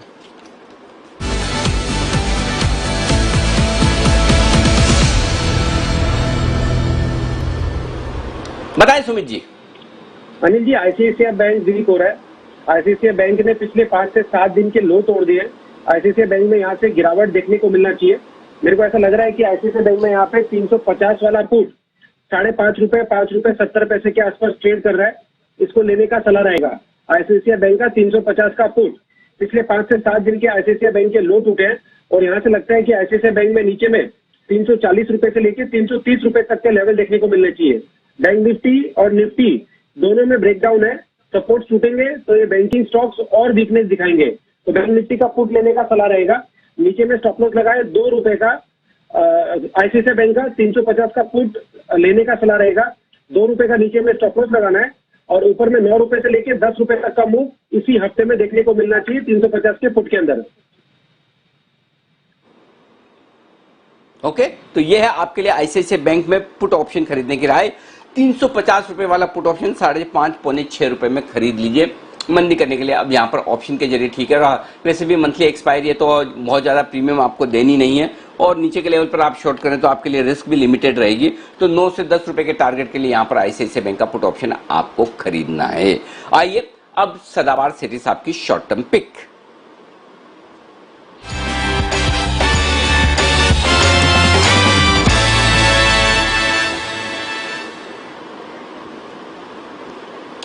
स्वागत है सेठी साहब आपका। बताएं सर, क्या करना है?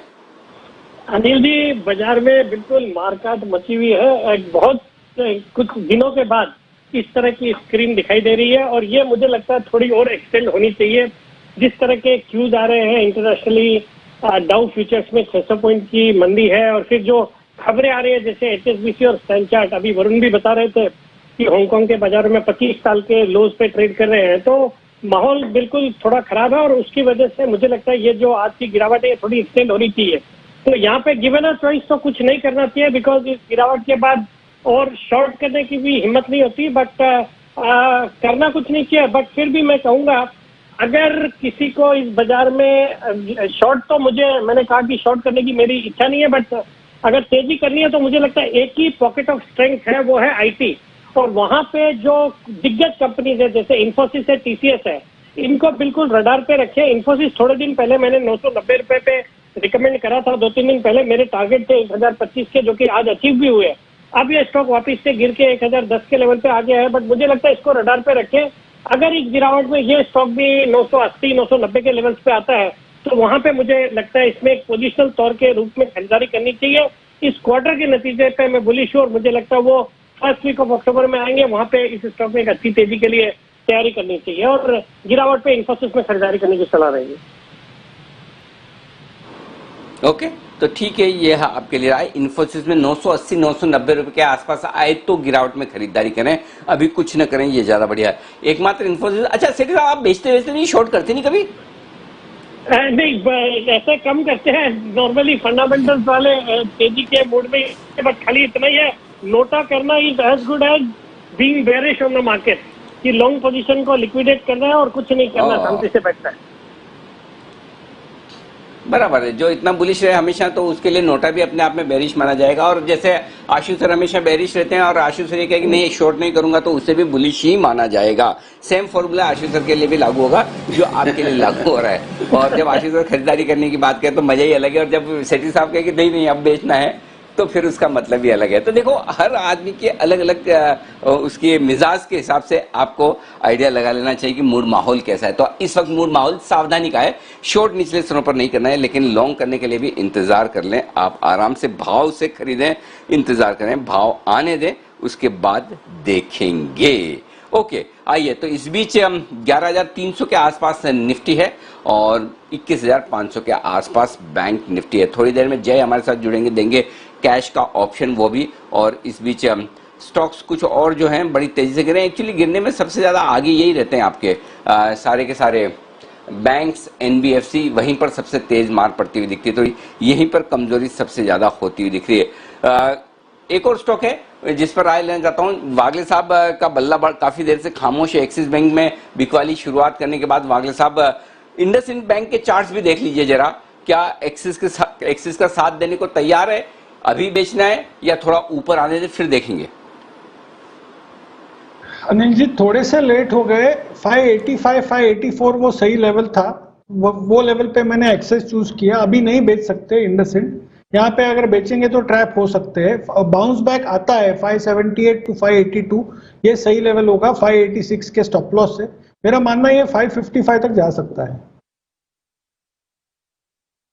जो ये बोल रहे हैं इंडसइंड बैंक थोड़े से लेट हो गए बेचने में, तो ये लेट कौन हुआ? मैं हुआ कि आप, मैं पूछने में लेट हो गया या आप बताने में लेट हो गए?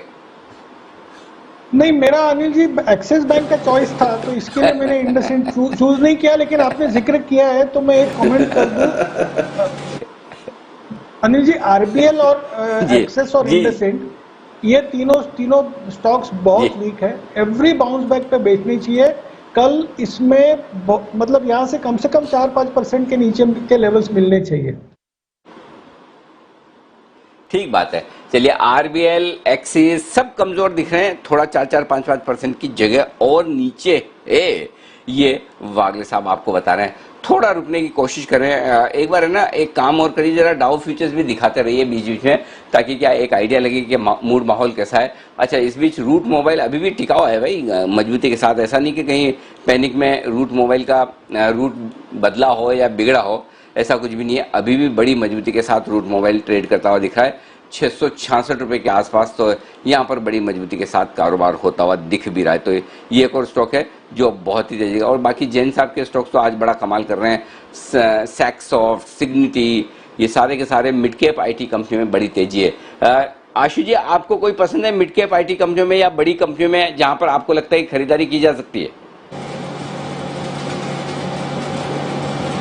अनिल जी देखिए, आईटी में डेफिनेटली वो स्ट्रेंथ है, लेकिन वो स्ट्रेंथ हमने अनिल जी फार्मा में भी देखी, और क्या हुआ ये चलने के बाद अनिल जी अब इन भाव पे रुकना चाहिए। अनिल जी देखिए, अभी भी प्रेफर्ड सेक्टर फार्मा और आईटी रहेंगे, लेकिन मेरा आंसर रहेगा अपने भाव पे लेना है। अनिल जी आपने मुझसे पिछले हफ्ते पूछा था आइडिया के बारे में, जब 11.5-12 का भाव था, या येस बैंक के बारे में, तब भी मैंने कहा था अनिल जी स्टॉक पसंद है, लेकिन मैं लूंगा अपने टाइम से, अपने भाव से। अनिल जी छोटे स्टॉक की सबसे बड़ी प्रॉब्लम या ब्यूटी ये होती है कि वो मतलब टेम्पटेशन कंट्रोल करना to buy 15 rupees stock is very difficult. तो अनिल जी सब भर के येस बैंक ले लेते हैं। अब 13.5 रुपए है अनिल जी, एक तो मैं 13 के नीचे लूंगा या 13 पे लूंगा, और स्टेट आइडिया का मैंने आपको बताया था 9-9.5 पे लूंगा, और कोई जल्दी भी नहीं अनिल जी। ऐसा नहीं है कि वो भाग रहा है या कुछ आपको दे नहीं रहा। Anil ji this is the biggest patience one should learn to exercise in the market and particularly in the small caps and mid caps। उसके लिए बहुत जरूरी होता है, क्योंकि अनिल जी जब 15 रुपए का येस बैंक का 15 दिखता है तो इतना मुंह में पानी आता है लोगों के, या 12 रुपए में कि बहुत अच्छा है, लेकिन मैं फिर भी बोल रहा हूँ अनिल जी यही डिसिप्लिन है कि अपने भाव से लेना है। तो अनिल जी आईटी और फार्मा चीजें हैं, लेकिन मुझे ब्रेकआउट्स पे नहीं लेना, मुझे ब्रेकडाउन्स पे लेना, and that goes with lot of stocks, even the front line stocks also. Anil ji इतना यूफोरिया बना हुआ था, इतने में बताइए, एक बात बताइए आशु जी, एक मिनट आशु जी, एक बात बताइए, ये आप कैसे करते हैं? मतलब इसके लिए बढ़ते हुए बाजार में जब भाव अच्छे हो, मूड माहौल अच्छा हो, तो सबका मन करता है मैं भी खरीदूं, मैं भी खरीदूं, मैं भी खरीदूं। उस समय ये जो आपके मन में एकदम मतलब उल्टे विचार आते हैं कि नहीं खरीदना नहीं है, अपने भाव से खरीदूंगा, ये जो संयम आप रखते हैं कि भाई नहीं कुछ भी हो जाए मैं तो नहीं लूंगा, तो ये क्या योगा प्राणायाम करने से आता है, या कहीं आप महीने 2 महीने साल में हिमालय जाकर वहां पर समाधि लगाकर आते हैं? मतलब कैसे होता है ये आपका जो इंद्रियों पर वश है, जो आप एकदम मजबूती से टिके रहते हैं, ये कैसे करते हैं आप? ये जानना चाहता हूं मैं। आपके कॉल में मेरा कम इंटरेस्ट है, मेरे आपके कॉल की बजाय आपकी कला में इंटरेस्ट है। हाँ अनिल जी, इसका जवाब मैं सिंपल सा देता हूं, और बहुत ही नॉर्मल जवाब है, जो मतलब नॉर्म पूछते हैं कि वो बड़ी पुरानी कहावत है, हम लोग भी यूज करते हैं कि धूप में बाल नहीं सफेद किए, डीलिंग रूम में बैठ के बाल सफेद किए अनिल जी। सो सिर्फ मेरा आंसर ये है कि I spend donkey year sitting in dealing room, and ये मार्केट जो ट्रेडिंग है it is more psychology and then less valuation. Anil ji, मैंने आपको पिछले हफ्ते भी बोला था कि अगर मैं कोई चीज बोल रहा हूं कि 11,500 की है, ये नीचे है, अगर मैं डेटा वर्ड यूज नहीं कर रहा या 4 तरह के जार्गन्स यूज नहीं कर रहा, दैट डज नॉट मीन कि मुझे कोई एस्ट्रोलॉजर आके बता रहा है। लेकिन अनिल जी, जो नॉइज है, ये जो कई बार राकेश जी भी बोलते हैं क्राउडेड ट्रेड है, and crowded trade when the valuations are not justifying, crowded trade when other things are not justifying. Anil ji, वो फिर वही वाली कहावत, you can make fool of some people sometime, all the people sometime, but not all the people all the time। तो ऐसी कुछ Anil ji thumb rule discipline हैं जो डीलिंग रूम में रह के सीखे हैं और उनको कोशिश करता हूं अनिल जी के वो रखें। अनिल जी, वो कंट्रोल बहुत जरूरी है। नहीं, बिल्कुल, और वो उस कंट्रोल की मैं तारीफ भी करता हूं। और आज भी आप देखिए, कंट्रोल इसी को कहते हैं कि निचले स्तरों पर बेचने से परहेज है। ऐसा नहीं कि लेने से ही परहेज है, किसी भी भाव में लेंगे नहीं, किसी भी भाव में बेचेंगे नहीं, ये बड़ी चीज है। एक इंटरेस्टिंग डेटा दीप ने निकाला है, मैं दीप के पास आऊं उससे पहले एक बार जल्दी से निफ्टी के निशानेबाज नितिन मुरारका का कर लेते हैं स्वागत।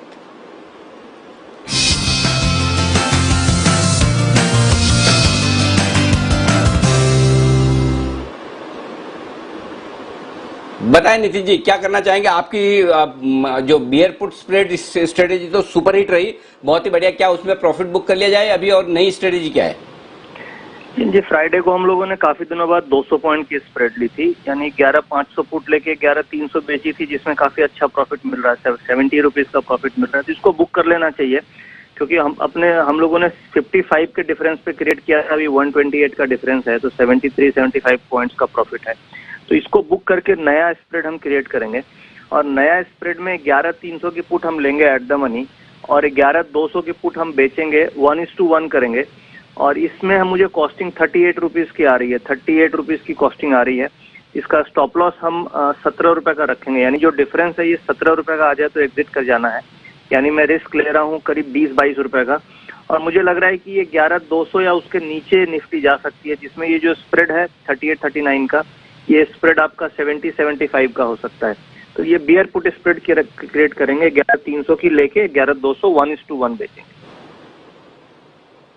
ओके, 11,300 का एक पुट ऑप्शन खरीदना है और 11,200 का एक पुट ऑप्शन बेचना है। सिंपल, एक लीजिए, एक बेचिए और कुछ मत कीजिए। और इसके लगेंगे आपके लिए 38 रुपए, 38 आधे पे लगा दीजिए, आधे से थोड़ा कम 1700 पर लगा दीजिए स्टॉप, 17 रुपए पर स्टॉप लॉस। 38 में तो मैक्सिमम नुकसान आपका 20 रुपए 22 रुपए का बनेगा, इसमें 17 पे स्टॉप लॉस लगाना है। 70 से 75 हो सकता है। अगर ये 11,200 तक निफ्टी आ जाता है गिरते पड़ते, तो यहाँ पर आपके 70-75 रुपए का गैप हो जाएगा, यानी कि आपके लगभग डबल हो जाएगा प्रॉफिट। तब निकल जाइए, आधे का स्टॉप लॉस, डबल का टारगेट। ये है 1:2 risk reward ratio Nitin ji की तरफ से। और नितिन जी के पास में पिछले सक्सेसफुल कॉल का रिकॉर्ड तो है ही, जो शुक्रवार को नितिन जी ने निफ्टी पर निशान लगाते हुए दिया था। नितिन जी, खाली निफ्टी या बैंक निफ्टी में भी? जी, बैंक निफ्टी ऑलरेडी काफी वीक हो चुका है, तो हम निफ्टी में ले रहे हैं, क्योंकि डेटा ऐसा बता रहा है कि अभी तक तो बैंक निफ्टी वीक कड़ी थी, बट अब जो निफ्टी के स्टॉक थे उसमें प्रॉफिट बुकिंग आ रही है। तो निफ्टी कंपेरेटिवली ज्यादा वीक हो सकता है कंपेयर टू बैंक निफ्टी, जो आज दिख भी रहा है। तो मैं बैंक निफ्टी पे निफ्टी पे ही बेट करना चाहूंगा, बट बैंक निफ्टी में व्यू ऐसा है कि बैंक निफ्टी भी वीक है, और बैंक निफ्टी नीचे गिर के करीब 21,000 या उसके आसपास या उसके नीचे जा सकता है। कोई बाउंस मिलेगा तो बैंक निफ्टी में हम बेयर पुट स्प्रेड क्रिएट करना चाहिए। करंट लेवल पे थोड़ा बाउंस का वेट कर रहे हैं, बट निफ्टी में इस लेवल पे भी क्रिएट कर सकते हैं। हाँ, ये सब लोग आपकी तरह मैं भी बोलता हूँ, बाकी सब लोग भी बोलते हैं बाउंस आगे आएगा तो बेचेंगे। बाउंस, इस चक्कर में बाउंस ही नहीं आ पा रहा है। सबको लगता है कि बाउंस आएगा तो बिकेगा, तो फिर बाउंस आने ही क्यों देना, इस चक्कर में आ नहीं रहा। आ जाए तो बेहतर। क्लोजिंग में थोड़ा सा बाउंस निचले स्तरों से आया जरूर है, लेकिन हमारे यहाँ नहीं, वो डाउ फ्यूचर्स में आया, जो 600 सवा 600 नीचे थे, अब 450 के आसपास नीचे। भाई थोड़ी देर बाउंस आने दो। बहुत लोग फंसे हैं जो निकल पाए। आइए कुछ और आगे बढ़िया इंटरेस्टिंग डेटा हम आपको बताएंगे। तब तक एक काम करते हैं, वसीम साहब को जोड़ते हैं कार्यक्रम में, करते हैं उनका भी स्वागत फिर से एक बार।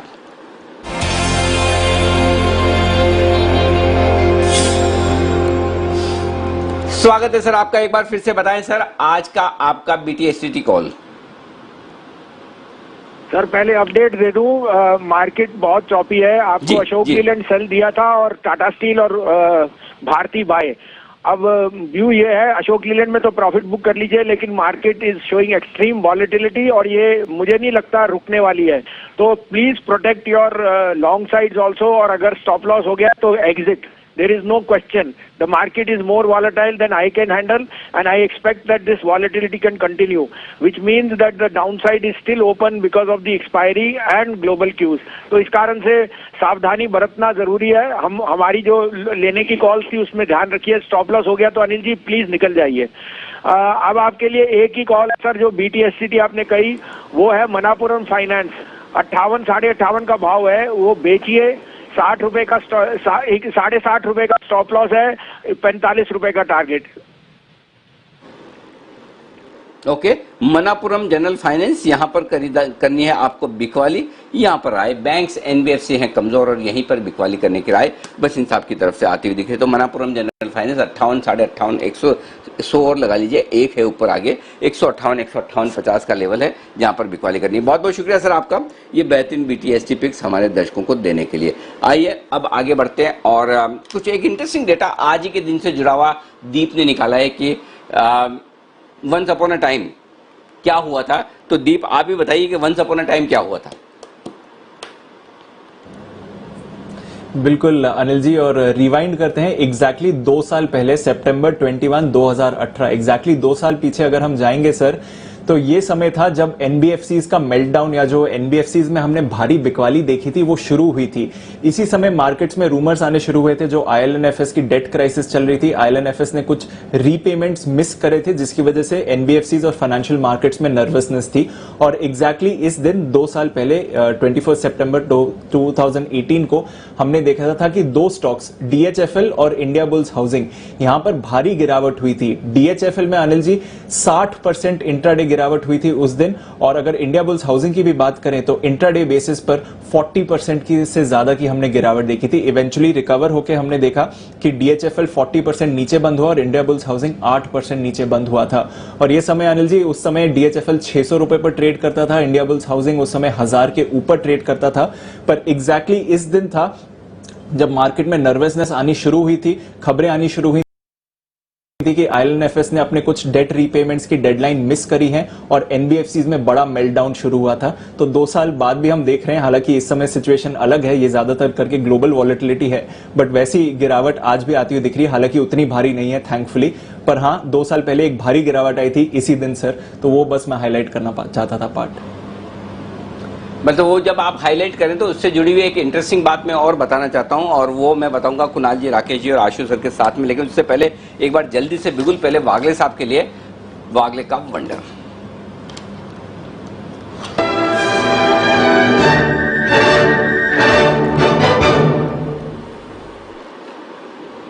बताएं सर। अनिल जी, अभी क्या अभी बेचना है आयशर मोटर्स 2100, 2105 ये करंट भाव है। 2100 का भाव जैसे ही टूटेगा एक बड़ा ब्रेकडाउन आएगा, जो मैं प्रीएम कर रहा हूं। एक 25 रुपए का स्टॉप लॉस होगा 2125 का, सॉरी। और मेरे को कम से कम एक 70 रुपए ऑन द डाउन साइड दिख रहे हैं, जो 2030 की लेवल आनी चाहिए। 2100 सॉरी, ये 2000 तक जा सकता है, यहाँ से 100 रुपए नीचे जा सकता है।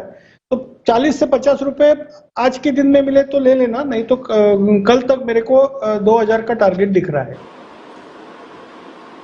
ओके, आयशर मोटर्स में बिकवाली करने की राय 2030-2020 तक के लिए। और क्लोजिंग में मैं एक बार आपसे फिर पूछ लूंगा जो लेवल आते हैं। सचिन जी के लिए भी BTST का बिगुल।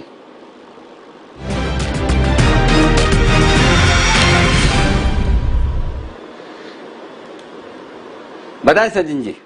यहाँ पर खरीदारी करनी है एंड स्टॉक का नाम है बाटा इंडिया। ओवरऑल अगर हम इसका स्ट्रक्चर देखें तो पिछले 6 एक्सपायरी से एक कॉन्ट्रैक्शन में ही रहा है, बट अगर वीकली डेटा देखें तो वहां पर मुझे लग रहा है कहीं जाकर इसमें एक थोड़ी सी स्ट्रेंथ जरूर है। 1300 के आसपास एक अच्छा सपोर्ट है, वहीं से एक अच्छा रिन्यूड मोमेंटम आया था। एंड पिछले हफ्ते थोड़ा सा कंसोलिडेशन हुआ था अराउंड 1320 से 1360 इस पर्टिकुलर रेंज में। जिस तरीके से वापस आज ऐड हुआ है, मुझे लग रहा है यहाँ पर अभी भी लॉन्ग पोजिशन है। एंड जिस तरीके से ये स्ट्रक्चर ओवरऑल प्रेजेंट हुआ है, मुझे लग रहा है जल्दी स्टॉक अराउंड 1400 के आसपास एक्सटेंड होनी चाहिए इसकी रैली। सो यहाँ पर खरीदना चाहिए। बाटा इंडिया फ्यूचर्स में लगभग अराउंड 1320 1323 के आसपास फिलहाल स्टॉक ट्रेड करा है, तो थोड़ा सा डिक्लाइंस पे लीजिए। स्टॉप लॉस आपको लगाना है अराउंड 1305 के आसपास। पहला टारगेट होगा 1360 का और फाइनल टारगेट होगा 1400 का। ये पर्टिकुलर पोजीशन आपको पूरे हफ्ते के लिए रखनी है। चलिए, आप पोजीशन की चिंता न करें। यहाँ तो लोग एक दिन के लिए लेते हैं, वो हफ्ते भर के लिए रह जाती है। आप तो पहले से हफ्ते भर के लिए बोल रहे तो अच्छी बात है, लेकिन चलो कोई तो कुछ तो खरीदने का मन बना रहा है इस मार्केट में, नहीं तो कोई खरीदना ही नहीं चाहता। कम से कम सचिन जी को इसी के लिए बधाई दी जाए कि मतलब मन है ना, कई बार ऐसा लगता है कि मन भी है, जैसे आशु जी का मन है थोड़ा थोड़ा खरीदने का, लेकिन बोल नहीं पा रहे, हिम्मत नहीं जुटा पा रहे, बोले जाने दो, आज नहीं कल देखेंगे। तो वो बाइंग डिसीजन पोस्टपोन करने वाली जो बात है ना कि पता नहीं कल और सस्ता मिले तो क्या, तो कम से कम आपने हिम्मत तो की कि खरीदा जाए। तो इस हिम्मत को बरकरार रखिए, बनाए रखें। लेकिन इस बीच 21 सितंबर 2018 जो दीप ने हमें बताई कि ये उस दिन बड़ा कुछ इंटरेस्टिंग काम हुआ है 2 साल पहले। उस 2 साल 21 सितंबर 2018 तब भी सोमवार था, आज भी सोमवार है। उसके पहले वाले वीकेंड पे कुछ किसी को कुछ याद आ रहा है? कुणाल जी, राकेश जी, आशु सर, कुणाल जी? मुझे याद आ रहा है सर। अनिल जी देखिए, तब 4 व्यक्ति थे। अनिल जी वो 4 व्यक्ति जो हैं वो डिनर पर गए थे अनिल जी, और डिनर के बाद अनिल जी जो चर्चा हुई थी वो याद आ रही है अनिल जी। आपको भी कुछ धुंधला धुंधला याद आ रहा होगा मुझे लगता है। मुझे अच्छे से याद है, आशु सर ड्राइव कर रहे थे और हम चारों थे साथ में, और मैंने जिंदगी में पहली बार गुड़गांव गया। मैं उस दिन हमने लंच साथ में किया था, लंच या डिनर साथ में किया था, और उसके बाद हम जब वापस चर्चा करते हुए निकल रहे थे तो दीप हमारी बात ये हो रही थी, ये हाउसिंग फाइनेंस कंपनियां बहुत रिस्की हो गई है, कभी भी किसी भी वक्त ये गिर सकती है। तब हमें भी अंदाजा नहीं था कि नेक्स्ट डे सोमवार सुबह सुबह DHFL 60% निकल जाएगा, लेकिन उस दिन जो कोहराम मचा, मतलब हमारा खुद का भी दिल दहल गया कि इस तरह की सिचुएशन हो सकती है। आशीष सर, यही कुछ हुआ था ऐसा? बिल्कुल अनिल जी, हम एक्चुअली क्या था, आपने सिर्फ मुश्किल से 2 घंटे का टाइम दिया था, हम लंच पे गए थे, लेकिन वो बातें इतनी इंटरेस्टिंग होती गई कि लंच का टाइम वो टी में चला गया और टी के बाद हमने डिनर पे कन्वर्ट हो गया। तो वो इतनी इंटरेस्टिंग बातें थी, और उसी वक्त अनिल जी हमने ये डिस्कस किया था कि जो NBFCs हैं ये इतना यूफोरिया बना हुआ है कि कोई वैल्यूएशन जस्टिफाई नहीं करती, और आपने बिल्कुल तुरंत प्रभाव से बिल्कुल कहा था कि आई यू टोटली एग्री, और वो दिन था और अगला दिन था अनिल जी, उसके बाद से ये सारी चीज हुई है। अनिल जी एक सेल कॉल देनी है मेरे को। हेलो, आवाज नहीं आ रही है? आशीष सर की आवाज वहीं तक आई थी, हमने ये डिस्कस किया था, फिर डिनर किया था, उसके आगे की आवाज नहीं आ रही है। लेकिन आशीष सर के लिए बिगुल स्विंग के सुल्तान आशु मदान।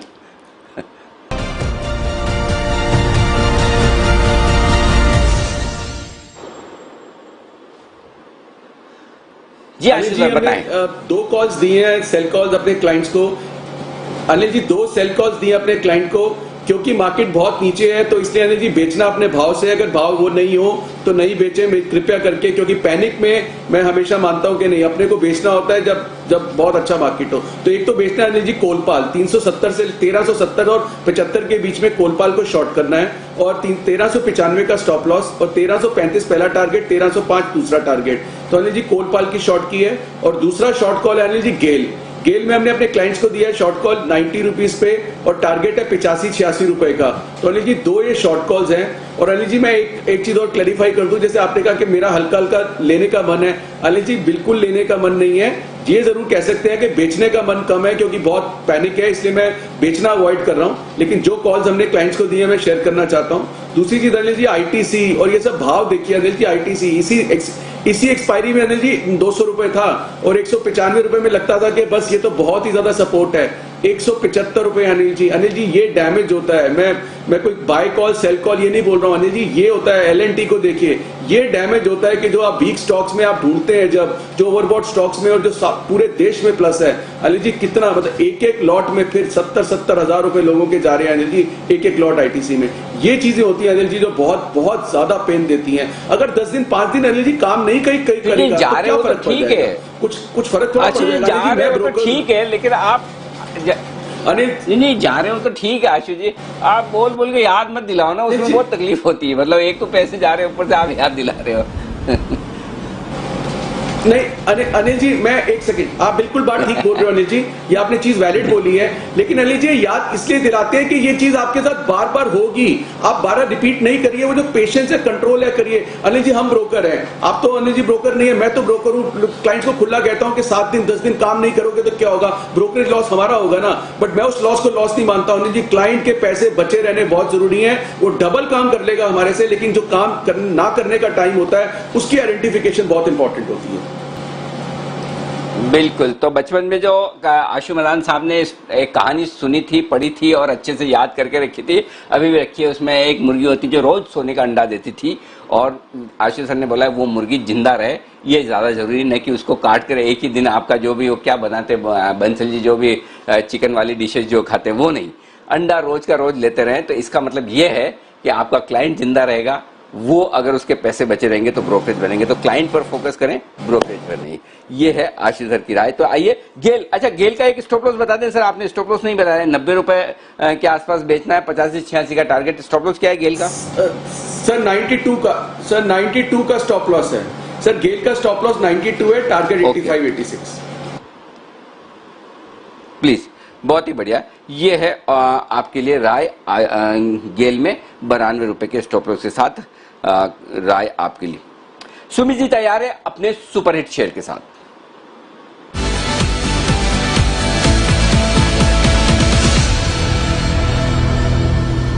बताएं सुमित जी। साइड का स्टॉक रडार पे है, बैंकिंग स्टॉक है, फेडरल बैंक 50 रुपए का अभी भाव चल रहा है सीएमपी स्पॉट लेवल्स के हिसाब से। फेडरल बैंक के अंदर यहां से गिरावट बढ़ती हुई देखने को मिलनी चाहिए। चैनल ब्रेकडाउन है, टेक्निकल्स में जो चैनल बनता है उसका ब्रेकडाउन है ये स्टॉक के अंदर। रिसेंट के लोज ब्रेक हो रहे हैं, ऐसा लग रहा है कि फेडरल बैंक में यहां से नीचे में 48 रुपए से लेकर 46 रुपए तक का डाउनसाइड मूव देखने को मिल सकता है। तो फेडरल बैंक के अंदर बिकवाली करके चलने का सलाह रहेगा। ऊपर में 52 रुपए 10 पैसे का स्टॉप लॉस लगाएं, और नीचे के अंदर 48 रुपए से लेकर 46 रुपए तक के लेवल फेडरल बैंक में इसी हफ्ते में देखने को मिल सकते हैं। आज का क्लोजिंग 50 के नीचे आता है, वो बेरिश साइन होगा। ये नीचे में जो टारगेट्स में दे रहा हूं इसी हफ्ते में देखने को मिलने चाहिए, तो सेल करके चलने का सलाह रहेगा। ओके, तो ये है फेडरल बैंक में बिकवाली करने की राय। 48 और 46 ये दो टारगेट नीचे के रखिए। 52 रुपए 10 पैसे का स्टॉप लॉस लगाकर बिकवाली करने की राय सुमित जी की। सुमित जी बड़े एग्रेसिव हो गए आज सुबह सुबह से बेचने में। पीवीआर सुबह बेचने की बात की थी सुमित जी ने। टाटा मोटर्स, सुमित जी टाटा मोटर्स का क्या हाल है? टाटा मोटर्स भी तो आपने बेचा था ना सुबह? अनिल जी सारे सेल कॉल दिए थे। टाटा मोटर के अंदर एकदम ब्रेकडाउन है, वन साइड लेवल्स नीचे के देखने को मिल रहे हैं। 138 का टारगेट अचीव हुआ। बजाज फाइनेंस अनिल जी सेल दिया था, उसका टारगेट अचीव। फ्राइडे को अनिल जी बजाज फाइनेंस सेल दिया था, Bajaj Finserv. PVR Anil ji cell दिया था, श्रीराम ट्रांसपोर्ट फाइनेंस सेल दिया था, एचडीएफसी सेल दिया था। अनिल जी सारे सेल कॉल है और सब डेज लो पे ट्रेड कर रहे हैं। ओहो, डे लो पे तो खैर मार्केट भी आ गया। आपके बात करते करते 11,250 भी दर्शन कर लीजिए, जिनकी इच्छा है ये लेवल देखने की। आपकी आंखों के सामने 11,250 निफ्टी पर, और बैंक निफ्टी पर 21,400 का लेवल आपको दिखेगा। डे लो पर बाजार ट्रेड करे। बैंक निफ्टी का लो 21,358 है, तो बैंक निफ्टी में 25-50 पॉइंट से कोई खास फर्क नहीं पड़ता। लेकिन यहाँ पर आपके लिए देख लीजिए राय साफ तौर पर कमजोरी की तरफ आती हुई दिख रही है। 620 पॉइंट बैंक निफ्टी कमजोर है, 240 पॉइंट निफ्टी कमजोर है, 750 अंक नीचे Sensex. Oh my God. Ibull housing, अरे बाप रे, 2018 वाली कहानी वापस है। आईबुल हाउसिंग, बंसल जी जरा 2018 वाले चार्ट्स निकालिए आईबुल हाउसिंग के, 21 सितंबर के और आज के। क्या समानता दिख रही है? 15% का लोअर सर्किट। देखिए अनिल जी, ये समानता ये है कि उस समय अनिल जी कोई मानता नहीं था कि ये भस्म हो सकता है, और अब सब मानते हैं कि ये स्टॉक गिर सकता है। टेक्निकल पैटर्न काफी खराब है यहाँ पर, बट अनिल जी कोई नियर बाय स्टॉप लॉस नहीं है, तो यहाँ पर बेचने की राय नहीं है। बट कोई भी पुल बैक आता है तो उस पुल बैक में इंडिया बुल हाउसिंग को बेचने की राय है। और इसके साथ साथ अनिल जी आपसे गुजारिश है बिगुल की, पिक ऑफ द डे के बिगुल की। बिकॉज डे कल का काम आज ही। चलिए बहुत बढ़िया। लेकिन आपका जवाब मुझे बहुत अच्छा लगा कि समानता यही कि इस वक्त को तब कोई मानता नहीं था, अब सब मानते हैं, यही समानता है। ओके, आइए बिगुल चार्ट कॉर्नर का।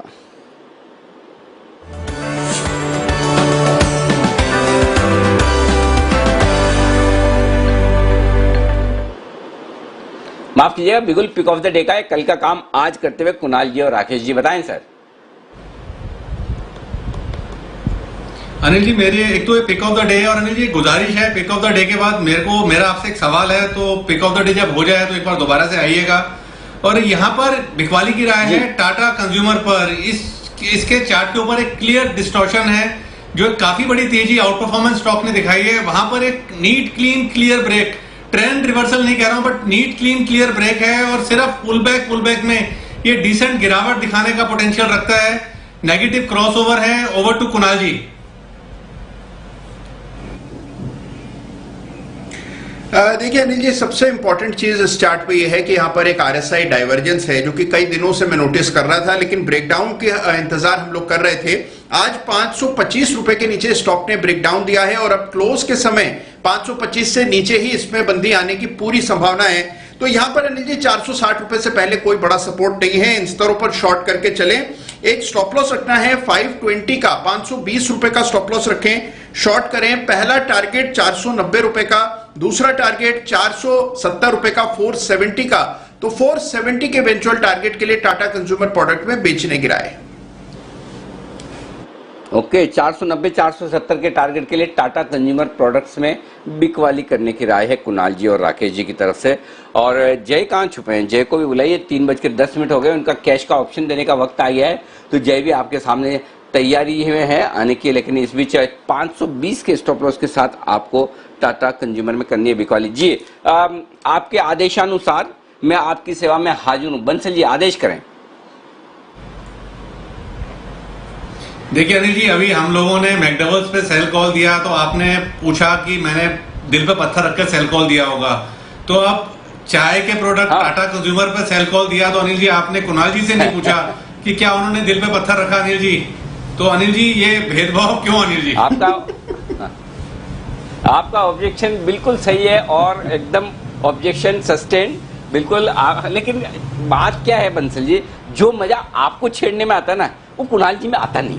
ईमानदारी की बात तो ये है कि मतलब जो आपके साथ कुणाल जी को बोल भी देंगे तो ज्यादा मजा नहीं आएगा, इसलिए वैसे। लेकिन आपका क्वेश्चन एकदम सही है, इसलिए कुणाल जी क्या आपने दिल पे पत्थर रख के टाटा कंज्यूमर पे सेल कॉल दिया? बताइए। अनिल जी देखिए, जब शॉर्ट कॉल डिस्कस हो गई उसके बाद मुझे रियलाइज हुआ कि आज चाय दिवस है और सवेरे हमें संदीप जैन जी ने उसकी मुबारकबाद भी दी थी, और आज हम ये अपराध कर रहे हैं इसको शॉर्ट करने का। लेकिन अनिल जी क्या करें, चार्ट से बंधे हुए हैं। अनिल जी एक चीज और मुझे याद आई कि हमें डिनर किए हुए 2 साल हो गए अनिल जी, तो इस पर विचार कीजिए अनिल जी, ये शुभ घड़ी कब आएगी दोबारा? मैं समझ रहा हूं कि आप नहीं करवा पाएंगे अभी डिनर, तो सीधे सीधे मेरे बैंक अकाउंट में ट्रांसफर कर ले, मैं अपने आप यहीं पर कर लूंगा, वो एकमात्र ऑप्शन है। लेकिन एक चीज है, लेकिन जो सेल कॉल आपने इस पे दिया है टाटा कंज्यूमर पे, बंसल जी का ऑब्जेक्शन एकदम वैलिड है। बंसल जी मान गए, मतलब आपका जो पावर है ना, मैं इसीलिए बोल रहा था फ्राइडे को भी मस्ती की पाठशाला में कि बंसल जी को बाकी सारी चीजों का एकदम परफेक्ट ध्यान रहता है किधर क्या चल रहा है, तो आपका। और इन्होंने रोका भी नहीं, इन्होंने बदला ले लिया, बोले अच्छा इन्होंने सुबह मैकडॉवेल पे नहीं रोका ना मुझे, तो मैं भी टाटा कंज्यूमर पे नहीं रोकूंगा। तो चलिए हिसाब बराबर। लेकिन ये बात सही है, 2 साल के बाद अब वापस लॉकडाउन खुलने दें, और आई थिंक जब सिचुएशन सामान्य होगी, एक बार फिर से आप सब लोग मुंबई आएंगे या मैं दिल्ली आऊंगा, तो ये मुलाकात पक्के से होगी। आइए अब जय हमारे साथ कार्यक्रम में शामिल होने की तैयारी में है, और हम उनसे भी अच्छा, इस बीच एविएशन स्टॉक्स थोड़े एक्शन में है, खबरों में है। आइए वरुण हमारे साथ जुड़ रहे हैं, तो वरुण से समझ लेते हैं कि क्या कुछ चल रहा है एविएशन सेक्टर में, बताएं। डेफिनेटली अनिल जी, जो अनलॉक बेसिकली हुआ है उसका थोड़ा थोड़ा इम्पैक्ट जो है वो एविएशन के डेटा में देखने मिल रहा है, क्योंकि अगस्त में जो एविएशन का एयर ट्रैफिक डेटा आया है, जो डीजीसीए की तरफ से आया है, उसमें मंथ ऑन मंथ अगर आप देखें तो 34.5% के आसपास की बढ़ोतरी जो है वो देखने मिली है। जबकि आपको याद होगा जुलाई में जब अनलॉक धीरे धीरे शुरू हुआ था, तो जुलाई में महज 6% के आसपास की बढ़ोतरी देखने मिली थी। तो मंथ ऑन मंथ जो ग्रोथ नंबर्स है वो काफी अच्छा तरीके से बढ़ते जा रहे हैं। हालांकि साल दर साल अभी भी करीब करीब 75-76% की गिरावट है, लेकिन मंथ ऑन मंथ जो रफ्तार है वो बढ़ते जा रही है। सिर्फ ये नहीं, अगस्त में देश में करीब 28.5 या फिर 28.25 लाख यात्रियों ने यात्रा की है, ये भी एक अच्छी बात है। घरेलू उड़ानों का जो लोड फैक्टर है उसमें अब लगातार सुधार हो रहा है। जो पहले 58% था वो अब बढ़ के 69% हुआ है। तो अगस्त में जो बेसिकली एविएशन का डेटा आया है, जो एयर ट्रैफिक का डेटा आया है, वो काफी अच्छा है। इंडिगो ने यहाँ करीब 16.5-17 लाख के आसपास के जो यात्री है उनकी उड़ान की है, और स्पाइस जेट ने करीब 3-4 लाख यात्री, स्पाइस जेट में बेसिकली 3-4 लाख यात्री जो है उन्होंने अपनी उड़ान भरी है। सिर्फ यही नहीं, आपने देखा होगा पिछले कुछ दिनों में जो एविएशन सेक्टर है उसको लेकर सरकार भी काफी अब फोकस दे रही है, क्योंकि आपने देखा होगा कि जो एटीएफ पे एक्साइज ड्यूटी है उसको कम किया गया, उसको 11% से घटाकर करीब 0% किया, और जैसे जैसे अनलॉक और होते जाएगा वैसे वैसे उम्मीद ये लगाई जा रही है कि एविएशन एज अ सेक्टर जो है उसको काफी फायदा होगा, और जो ट्रैफिक ग्रोथ है वो और भी बढ़ते हुए नजर आ सकती है। और इसके लिए आप देख रहे हैं कि एविएशन स्टॉक्स में यहाँ तेजी है। हालांकि एक इंटरेस्टिंग डेटा ये भी अनिल जी कि अगर आप मार्केट शेयर देखें तो इंडिगो और स्पाइस जेट दोनों का मार्केट शेयर जो है वो थोड़ा कम हुआ है, लेकिन air India, air Asia, Vistara और गोयल जैसी जो एयरलाइंस है उनका मार्केट शेयर थोड़ा बड़ा है। ये है आपके लिए एविएशन सेक्टर्स पर पूरी तरह से राय। ग्लोबल मार्केट्स में कुछ और बड़ा जो एक्शन हो रहा है उस पर दीप आपके सामने कुछ और अपडेट रखेंगे कि क्या कुछ यूरोप में होता दिख रहा है। इस बीच सोने चांदी की कीमतों में तेज गिरावट आती हुई दिखी, 51,000 के आसपास सोना पहुंचता हुआ दिख रहा है। तो ये तो सोना चांदी भी गिर रहा है। आशीष सर, ये तो सोना चांदी तो रुकना चाहिए, ये सोना चांदी क्यों गिर रहा है इतने खराब मार्केट में? अनिल जी देखिए, सोना चांदी में भी बहुत ज्यादा ओवरबॉट सिचुएशन है अनिल जी। जब घर घर में फिजिकल सोना लेने की बात हो, मैंने पीछे भी बोला था कि जो सोना चांदी में वो एक बार इक्विटी मार्केट में होगा और सोना भी और नीचे आना चाहिए अनिल जी, क्योंकि वो ना वो उधर भी सोना चांदी में भी पर्टिकुलरली गोल्ड में बहुत कंफर्ट ट्रेड आ गया है। मतलब मैंने आपको पिछले 15-20 दिन पहले भी बोला था कि हफ्ते में 2 फोन आते हैं, मतलब हाउस वाइफ्स के गोल्ड फिजिकल लेना है, कितने में लेना चाहिए, 65 होना चाहिए, 75 हो जाएगा। जब ऐसी चीजें और अनिल जी इतने बड़े मूव के बाद आने लग जाती है ना, तब मतलब वो एक एमेच्योर सिग्नल आता है और वो सिग्नल 90% राइट होता है। तो इररिस्पेक्टिव ऑफ एनीथिंग, चाहे वो जियोपॉलिटिकल टेंशन बढ़ी है, जो आप बिल्कुल ठीक बोल रहे हैं कि जिस वजह से मार्केट गिर रही है उसमें तो सेफ हेवन होना चाहिए, बट अनिल जी भाव भी तो बहुत बढ़ चुके हैं। तो मुझे नहीं लगता कि अनिल जी कोई बहुत बड़ी मूव अभी सोने चांदी में पॉजिटिव आएगी।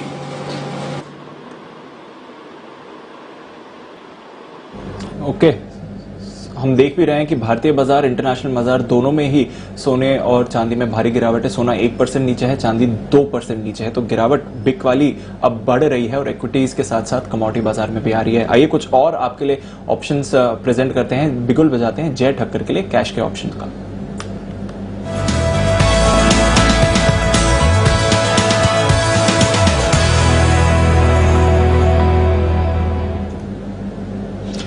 बताया जाए भारी बिकवाली के बीच क्या स्ट्रैटेजी बना रहे हैं आप इस समय? वेल दीप, मैं कहूँगा जो हिसाब से ये रिवर्सल आया है मार्केट में, मैं कहूँगा बहुत ही शार्प रिवर्सल है। दैट क्लियरली इंडिकेट्स कि जो हमें बाउंस देखने मिला था लास्ट टाइम 11,185 से लेकर रिसेंट राइज जो हमें देखने मिला 11,618, वो एक करेक्टिव मूव था। और एक करेक्टिव मूव था तो उसका मतलब है कि प्रीवियस लोज 11,185 के टूट जाएंगे गोइंग फॉरवर्ड, और उसके बाद के जो टारगेट्स आ रहे हैं वो 11,180 के आ रहे हैं। इसीलिए 11,300 का इन द मनी पुट ऑप्शन खरीदने की सलाह है। 114-115 के आसपास मिल रहा है।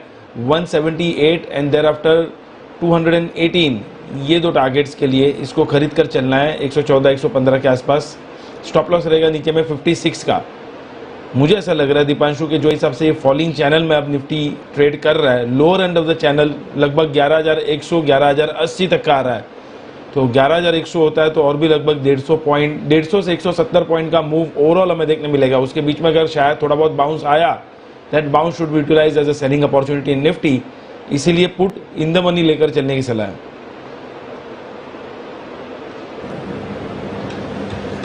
Okay, so in the money put लेना है। एक बार फिर से लेवल्स बता देंगे जय? श्योर, 115 के आसपास 11,300 का पुट ऑप्शन खरीदना है दीपांशु, 56 का स्टॉप लॉस के साथ। 178 एंड 218 ये 2 टारगेट्स के लिए। ओके, तो ये है आपके लिए पुट ऑप्शन खरीदने की राय कैश का ऑप्शन में जय की तरफ से। जय, खाली एक ही पुट ऑप्शन या बैंक निफ्टी और स्टॉक्स में भी कुछ है? स्टॉक्स में भी है अनिल जी।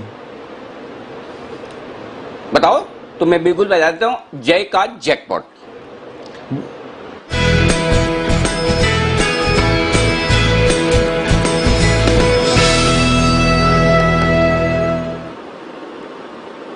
बताएं जय। अनिल जी, महिंद्रा एंड महिंद्रा फाइनेंस का 125 का पुट ऑप्शन खरीदना है 2 रुपये 30 पैसे पे। इसका स्टॉप लॉस हम लगाएंगे नीचे में 1 रुपये 10 पैसे का। ऊपर में पहला टारगेट जो बनकर आ रहा है वो 4 रुपये 10 पैसा और दूसरा टारगेट बनकर आ रहा है 5, 4.10 एंड 5। ये दो टारगेट्स के लिए एमएनएम फाइनेंस का 125 का पुट ऑप्शन खरीद कर चलना है। अनिल जी, बहुत ही क्लियर कट एक ब्रेक डाउन ये स्टॉक में मल्टीपल स्विंग सपोर्ट्स के नीचे देखने मिल रहा है। करीब करीब मैं कहूँगा 125 126 के आसपास ही ये स्टॉक में बहुत ही अच्छा एक सपोर्ट देखने मिला था। उसके वहाँ से लगभग हमें इन पास्ट लगभग 4 से 5 दफ़े ये स्टॉक में रिवर्सल देखने मिला और ऊपर में फिर ये स्टॉक लगभग 150 तक बाउंस दिखाता था। अब इतनी बड़ी कंसोलिडेटिंग रेंज का अगर ब्रेकडाउन आता है तो मुझे ऐसा लग रहा है लगभग 115 तक फिसल सकता है एमएनएम फाइनेंस, इसीलिए इसका पुट लेकर चलना है। ओके, तो एमएनएम फाइनेंस 125.10 पे चल रहा है, इसमें 125 का पुट ऑप्शन खरीदना है 2 रुपए 10 पैसे में, 1 रुपए 10 पैसे का स्टॉप लॉस, 4 रुपए 10 पैसे पहला टारगेट और दूसरा टारगेट 5 रुपए। क्या इसको भी 5 रुपए 10 पैसे कर दे? अगर आपको ऑब्जेक्शन ना हो तो सब जगह 10-10 पैसे का हिसाब बराबर रह जाएगा। जय कर दे। ये आइडिया सही है अनिल जी, बिल्कुल वो कर सकते हैं। हाँ, 2-10 में लीजिए, 1-10 का स्टॉप लॉस, 4-10 का पहला टारगेट, 5-10 का दूसरा टारगेट और 10 के फेयर में ना पड़े। जय ने भली बोला हो, आप अपने हिसाब से राउंड फिगर जरूर कर लें। ओके, तो ये है आपके लिए एमएनएम फाइनेंस में राय बिकवाली के पुट ऑप्शन के जरिए। सुमित जी की भी राय आती हुई दिख रही है। आइए सुमित जी, आपके लिए सुपरहिट शेयर का बिगुल।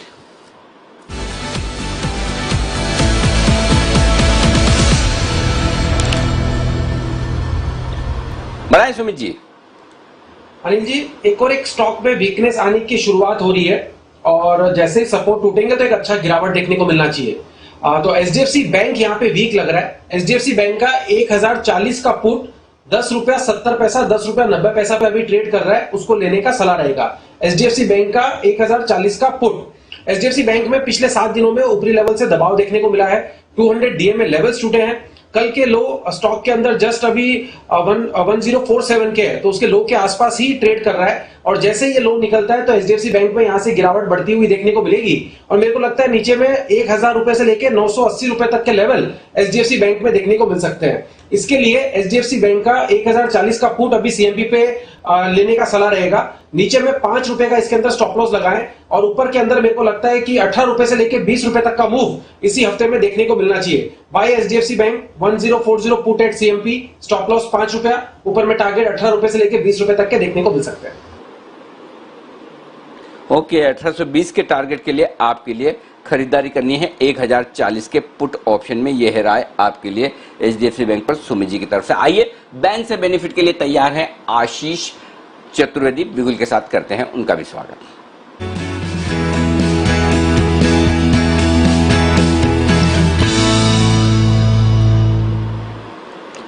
आशीष बताइए, पहले तो बाहर कौन निकलने वाला है? कितने स्टॉक है जो आज बैंक से बाहर निकलेंगे?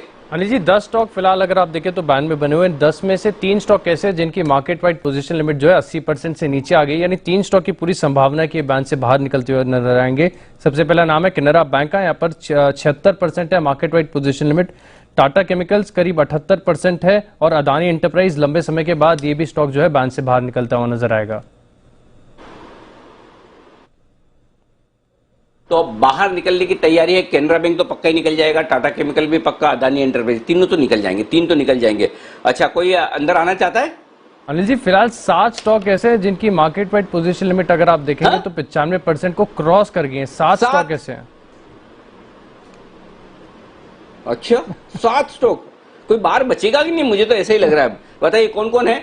अनिल जी, सबसे पहले India bulls housing finance, market wide position limit जो है 118% है, पक्का ये स्टॉक बैन में आएगा। RBL bank 108%, NMDC 104%, Aurobindo pharma 101%, DLF 101% है, भारतीय एयरटेल करीब 97% और आईडीएफसी फर्स्ट बैंक 96%। तो आईडीएफसी फर्स्ट बैंक और भारतीय एयरटेल को छोड़ दे तो बाकी सब जो स्टॉक हैं उनकी संभावना काफी ज्यादा नजर आ रही है। ओके, तो ये है आपके लिए ढेर सारे स्टॉक्स बैन में आने की तैयारी में, जिसमें से औरोबिंदो फार्मा एक दिन के लिए घूमने आया था बाहर, कि आज बैन से बाहर आया और कल वापस बैन के अंदर एंट्री। ओके, और बाकी आईबुल हाउसिंग आज बाहर आया, कल वापस एंट्री। तो आईबुल हाउसिंग और औरोबिंदो फार्मा एक दिन के लिए बाहर। एस्कॉर्ट्स भी अभी नहीं जा रहे हैं, लेकिन बाकी डीएलएफ, और बताइए, दूसरा डीएलएफ तो जाने वाला है बैन में, 100% के ऊपर है। औरोबिंदो फार्मा भी जा ही रहा है, आईबुल, एनएमडीसी, आरबीएल बैंक, ओके। तो ये सारे हैं। आइए एक बिगुल वागले साहब के लिए, वागले का wonder.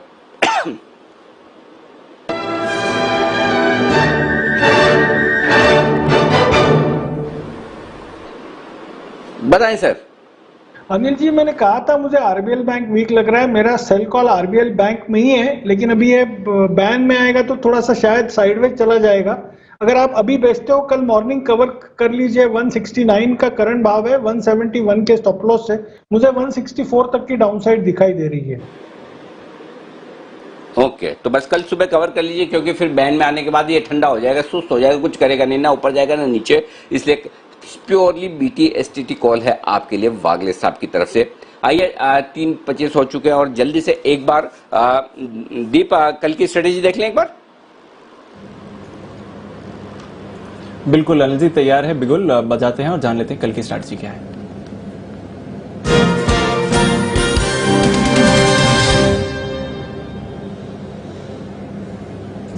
Anil ji, global markets का तो वैसा ही हाल है सर, जब लास्ट टाइम चेक किया था 550 अंक नीचे डाउ फ्यूचर्स आपको दिखेगा। यूरोप में भारी बिकवाली है, यूके के बाजार अब 3.5% नीचे हैं, क्योंकि यहाँ पर कुछ और लोकल फैक्टर्स भी हैं जिसकी वजह से चिंता बढ़ रही है, और साथ ही जर्मनी और फ्रांस में भी 3% की गिरावट है। तो भारी बिकवाली है सर, बताइए क्या करके जाना चाहिए।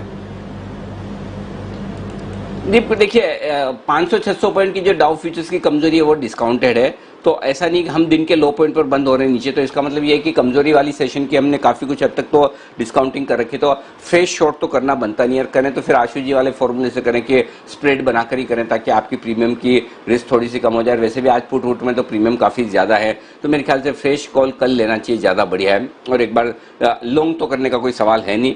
11,278 9 सितंबर को जो क्लोजिंग हुई थी उससे भी नीचे की क्लोजिंग मिल रही है, तो 9 सितंबर के भी नीचे जो 11,278 था, उस दिन का लो 11,185 था, तो उसके नीचे की क्लोजिंग होती हुई दिख रही। तो खरीदना आपको है नहीं, बेचने की जगह है नहीं, तो आप कुछ कर ही नहीं सकते हैं। बेहतर है नोटा, ना शॉर्ट करें ना लॉन्ग करें। अगर आपकी शॉर्ट पोजीशन है, स्टॉप लॉस आप कैरी कर सकते हैं, आप प्रॉफिट में। लॉन्ग पोजीशन है तो आपको डिसिप्लिन के तौर पर स्टॉप लॉस ट्रिगर कर लेना चाहिए, यही आपके लिए राय है। लेकिन इस बीच में एक जो इंटरेस्टिंग डेटा निकाला है दीप ने कि किस वजह से यूरोप के बाजारों में और डर है, दीप वो बताइए एग्जैक्टली क्या डर है यूरोप के बाजारों का। अनिल जी, अभी हमने 2 साल पहले का रिवाइंड करा था सर, अब 7 महीने पहले का रिवाइंड करते हैं सर, जब हम और आप बैठ के बात करते थे और ऐसी मेल्टडाउन्स आते थे मार्केट में। तो सबसे बड़ा डर कोरोना के नए मामलों के उछाल का था और लॉकडाउन का था, और अब यूके में वापस वही डर आ रहा है सर, क्योंकि हम वैसे भी लगातार हाईलाइट कर रहे हैं कि धीरे धीरे करके यूरोप के जो नए कोरोना वायरस के मामले हैं वहां पर तेज उछाल देखने को मिल रहा है। अब दिन ब दिन हम फ्रांस में 10,000 के करीब नए मामले देख रहे हैं, वहीं यूके में 5,000 के करीब नए मामले आ रहे हैं कोरोना वायरस के। पिछले हफ्ते यूके ने कुछ नई रेस्ट्रिक्शंस लगाई थी, जहां पर पब्लिक प्लेस में 6 से ज्यादा लोग एक साथ नहीं देखे जा सकते होते थे और भारी फाइन्स लगाए थे। अब खबर आ रही है कि आज शाम से यूके में शायद एक सेकंड मिनी लॉकडाउन, यानी कि उतना बड़ा लॉकडाउन नहीं जहां पर सब बंद हो, पर कुछ बड़ी पाबंदियां यूके में फिर से लगाई जा सकती हैं। ऐसी खबरें आ सकती हैं आने वाले 2 हफ्तों के लिए, क्योंकि प्रॉब्लम सर यहाँ पर क्या हो रही है, 2 चीजें। एक तो नए मामले तेजी से उछल कर आ रहे हैं, दूसरा इनकी टेस्टिंग उतनी अच्छी नहीं हो पा रही और हेल्थ केयर पर बड़ा स्ट्रेस आ रहा है। तो आज एक गवर्नमेंट ने इमरजेंसी मीटिंग बुलाई है और कहा ऐसा जा रहा है कि शायद 2 हफ्तों के लिए एक मिनी लॉकडाउन लगाया जा सकता है यूके में कोरोना वायरस के नए मामलों को रोकने के लिए। तो इसकी वजह से भी चिंताएं बढ़ रही हैं। जो फ्रॉड का केस है वहां से तो चिंता है ही, पर क्योंकि एक नया लॉकडाउन आ सकता है, छोटा लॉकडाउन आ सकता है, इसकी वजह से भी चिंता बढ़ रही है, जिसकी वजह से हम इतनी भारी गिरावट देख रहे हैं सर। तो ये 2 रीजन है जहां पर फिर से यूरोप के बाजारों में लॉकडाउन बढ़ सकता है, लग सकता है, ये खबरें आती दिख रही है और ये परेशान कर रही है इस वक्त यूरोप के बाजारों को। दिन के लोएस्ट पॉइंट पर क्लोजिंग होती दिख रही है और 11,278 के नीचे की क्लोजिंग वाकई में बेहद खराब है। बैंक निफ्टी तो खैर पहले से वो 9 सितंबर के नीचे की क्लोजिंग के संकेत दे ही चुका है, वो तो काफी दिनों से दे रहा है, तो बैंक निफ्टी तो कमजोर था ही, उसमें कोई खास बड़ी बात नहीं। लेकिन एक और स्टॉक है सुमित जी जिस पर आपसे राय लेना चाहता हूँ, वो है पीवीआर। क्या जबरदस्त कॉल आज सुबह पीवीआर शो खत्म होने के पहले जो आपने 1175 में बिकवाली की राय दी, 1100 तक के टारगेट के लिए आ चुका है, टारगेट काट लें। आज का आज प्रॉफिट ढेर सारा बन रहा है, अगर किसी ने शॉर्ट किया तो क्या करना है बताइए। या तो बुक करें या ट्रेलिंग स्टॉप लॉस लगाएं, और बहुत बढ़िया फॉल देखने को मिला है और ये 1100 का लेवल भी तोड़ना चाहिए, और 1100 का लेवल टूटता है तो नीचे के अंदर 1050 रुपए तक के लेवल देखने को मिल सकते हैं। तो अगर जो ट्रेलिंग स्टॉप लॉस लगाना चाहते हैं 1140 1135 इन लेवल्स के आसपास ट्रेलिंग स्टॉप लॉस लगाएं और जो डे ट्रेडर्स है बिल्कुल बुक करें। कल वापस से नया दिन नए स्टॉक ढूंढेंगे कल के लिए। ओके तो अगर मुनाफा मिल रहा है तो फिर बुक करिए, अच्छे आपको गेंस मिलिए। सुबह ही सुमित जी ने पीवीआर पर बिकवाली देख रही थी, आइए देखिए 8% की गिरावट, बड़ा ब्रेकडाउन आया है। यूरोप में शायद नया लॉकडाउन, स्पेशली यूके में नए लॉकडाउन की बात चल रही है तो उसकी चिंता पर है। और ऑफ कोर्स जो नया बैंक फ्रॉड आया है जिसकी वजह से बैंक्स में गिरावट है। भारी बिकवाली हमने देखी है भारतीय बाजारों के लिए। अगर बैंक निफ्टी को देखें तो लगभग 1 महीने के निचले स्तरों के करीब आपको आते हुए दिखा है। लगभग सारे के सारे निफ्टी स्टॉक्स गिरावट के साथ बंद हो रहे हैं। अच्छी खबर से शुरू करते हैं। टीसीएस, इन्फोसिस और कोटक मामूली सी बढ़त के साथ ये स्टॉक्स बंद हो रहे हैं, पर बाकी 47 निफ्टी स्टॉक्स में आप गिरावट देखेंगे। सबसे आगे है इंडसइंड बैंक 8.5% नीचे। टाटा मोटर्स बड़ा ब्रेकडाउन 7.5% की गिरावट। Hindalco, JSW steel, Tata steel global volatility की वजह से सबसे ज्यादा असर यहां पर। Bank stocks ICICI bank, axis bank. Financials में देखिए बजाज फाइनेंस बड़ा ब्रेकडाउन यहां पर आता हुआ। सुबह वागले साहब ने यहां पर बिकवाली के लिए भी आपको कहा था। और बाकी सारे स्टॉक्स में भी देखें तो भारी गिरावट आपने आती हुई दिखी है। फ्यूचर्स की बात करें तो यहां पर भी सबसे आगे आपको ग्लोबली सेंसिटिव सेक्टर्स दिखेंगे, कुछ ऐसी कंपनीज जिनका यूरोप में बड़ा एक्सपोजर है और साथ ही बैंक और फाइनेंशियल्स। इंडिया बुल्स हाउसिंग 2 साल पहले ये स्टॉक तकरीबन 8% गिरकर बंद हुआ था। इंटरडे में 35% की गिरावट हुई थी। आज भी अगर आप देखें तो लगभग 15% की गिरावट के साथ बंद हो रहा है। जेएसपीएल यहां पर 15% की गिरावट है।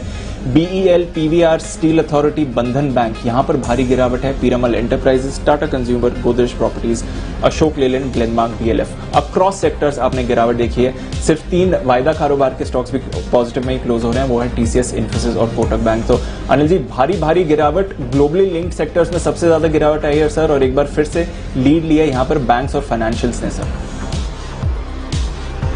बिल्कुल, इसमें कोई डाउट नहीं, लेकिन एक स्टॉक जो बेहद मजबूती के साथ बंद हुआ है जिसने आज अपनी पारी की है शुरुआत, और वो है रूट मोबाइल। 650 रुपए पर जाकर बंद होने में कामयाब रहा। 735 का हाई बनाने के बाद 625 का लो, और फाइनली क्लोजिंग किसी भी लिहाज से बुरी नहीं।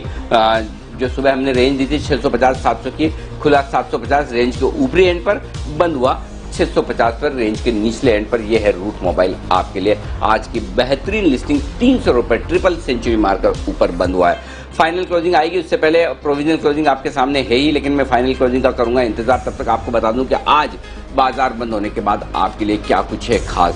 शाम 6 बजे देखिएगा आपकी खबर, आपका फायदा। लड़ाई जारी, अब पढ़ाई की बारी। कोरोना के बढ़ते हुए मामलों के बीच अब स्कूल अनलॉक हो रहे हैं। कई राज्यों में 9 से 12वीं तक की क्लासेस के लिए गाइडेंस शुरू कर दी गई। तो क्या आईटीआई, स्किल डेवलपमेंट सेंटर्स और हायर एजुकेशन वाले इंस्टीट्यूट्स भी खोल दिए गए हैं, और किस तरह की गाइडलाइंस का इन्हें पालन करना होगा।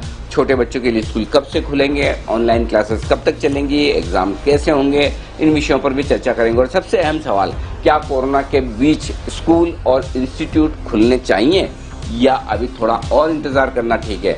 इन सवालों के जवाब आपको मिलेंगे। Doctor Gulrez Shaikh, director Bosan international school, Ujjain, Madhya Pradesh के हमारे साथ जुड़ेंगे। दिल्ली पेरेंट्स एसोसिएशन के अपराजिता पी गौतम, प्रेसिडेंट वो भी हैं, वो भी हमारे साथ जुड़ेंगे। Doctor Manoj Kumar, senior consultant max health care के हमारे साथ होंगे। तो शाम का 6 बजे का ये शो मिस मत करिएगा। लड़ाई जारी, अब पढ़ाई की बारी। आइए, रात 8 बजे आपके लिए एक विशेष शो होगा। आज सुबह रामदेव अग्रवाल साहब से हमने बातचीत की बाजार के डायरेक्शन को लेकर, और आगे किस तरह का मूड माहौल रहेगा, मिड कैप स्मॉल कैप शेयरों में किस तरह का एक्शन होगा, कौन से सेक्टर्स अभी भी पैसा लगाने लायक हैं। ये शो आप 8 बजे आज रात को देख सकते हैं। रामदेव अग्रवाल साहब के साथ विशेष बातचीत रात को 8 बजे 7:56 पर मिस मत करिएगा। और आज को 8:30 बजे 8:26 पर आपके लिए होगा शो एक बेहद स्पेशल, स्टॉक्स या म्यूचुअल फंड, कब और क्या चुने, इस पर हमारा विशेष शो। और ये विशेष शो आप देखिएगा जरूर, क्योंकि कई लोग ये जानना चाहते हैं कि स्टॉक्स में पैसा लगाएं इसलिए या शेयर खरीदें, इन दोनों से आपको क्या चुनना चाहिए और आपके लिए क्या बेहतर है, इस पर ये विशेष शो जरूर आपको देखना चाहिए। ये आज शाम का 6 बजे का शो होगा। ओके, और 21 सितंबर 2018 को 90 पॉइंट की गिरावट के साथ बैंक निफ्टी 11,143 पर बंद हुआ था। आज भी लगभग उन्हीं लेवल के आसपास है। आप देख लीजिए 11,250, तो बहुत ज़्यादा फर्क नहीं, मुश्किल से 100 पॉइंट ऊपर है। लेकिन आज कमजोरी निफ्टी में काफी ज्यादा रही है कंपैरेटिवली। 254 अंक, 11,250 राउंड फिगर पर बंद हुआ है निफ्टी, 254 अंक नीचे।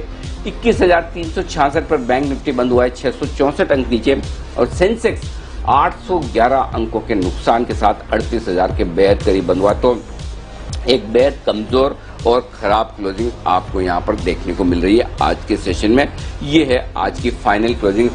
और कई सारे स्टॉक्स ऐसे हैं जो बेहद तेज गिरावट के शिकार आज हुए हैं और बहुत तेजी से गिरे भी हैं, 10% से 15%। वायदा कारोबार में सिर्फ 3 स्टॉक ऐसे हैं जो आपको हरे निशान में दिख रहे हैं, TCS, इन्फोसिस और कोटक बैंक 40 पैसा ऊपर बंद हुआ है। बाकी आप TCS, इन्फोसिस को हरे निशान में देखेंगे। और निफ्टी में आप देखेंगे तो जो गिरावट आपको दिखेगी वो वाकई में बहुत परेशान करने वाली होगी। और यहाँ पर भी आप देखिए 3 ही स्टॉक ऐसे हैं, TCS, इन्फोसिस, कोटक, जो हरे निशान में, बाकी सारे स्टॉक पूरे वायदा कारोबार में लाल निशान में बंद हुए हैं। चलिए विदा लेने का वक्त है, एक भारी भरकम ट्रेडिंग सेशन। अच्छा, उससे पहले विदा लेने उससे पहले हाँ, गोल्ड सिल्वर पर राय लेनी थी, वो रह गई, तो वो भी आपके लिए एक विशेष शो आने वाला है। उससे पहले जल्दी से 30 सेकंड में बंसल जी और सुमित जी से गोल्ड सिल्वर पर राय ले लूं। बंसल जी, क्या व्यू बन रहा है?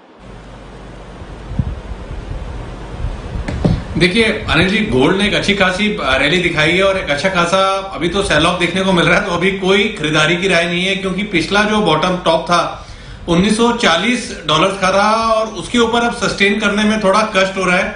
तो मैं तो अनिल जी साइड पे बैठूंगा, एकदम साइड पे बैठ के अभी तमाशा देखूंगा।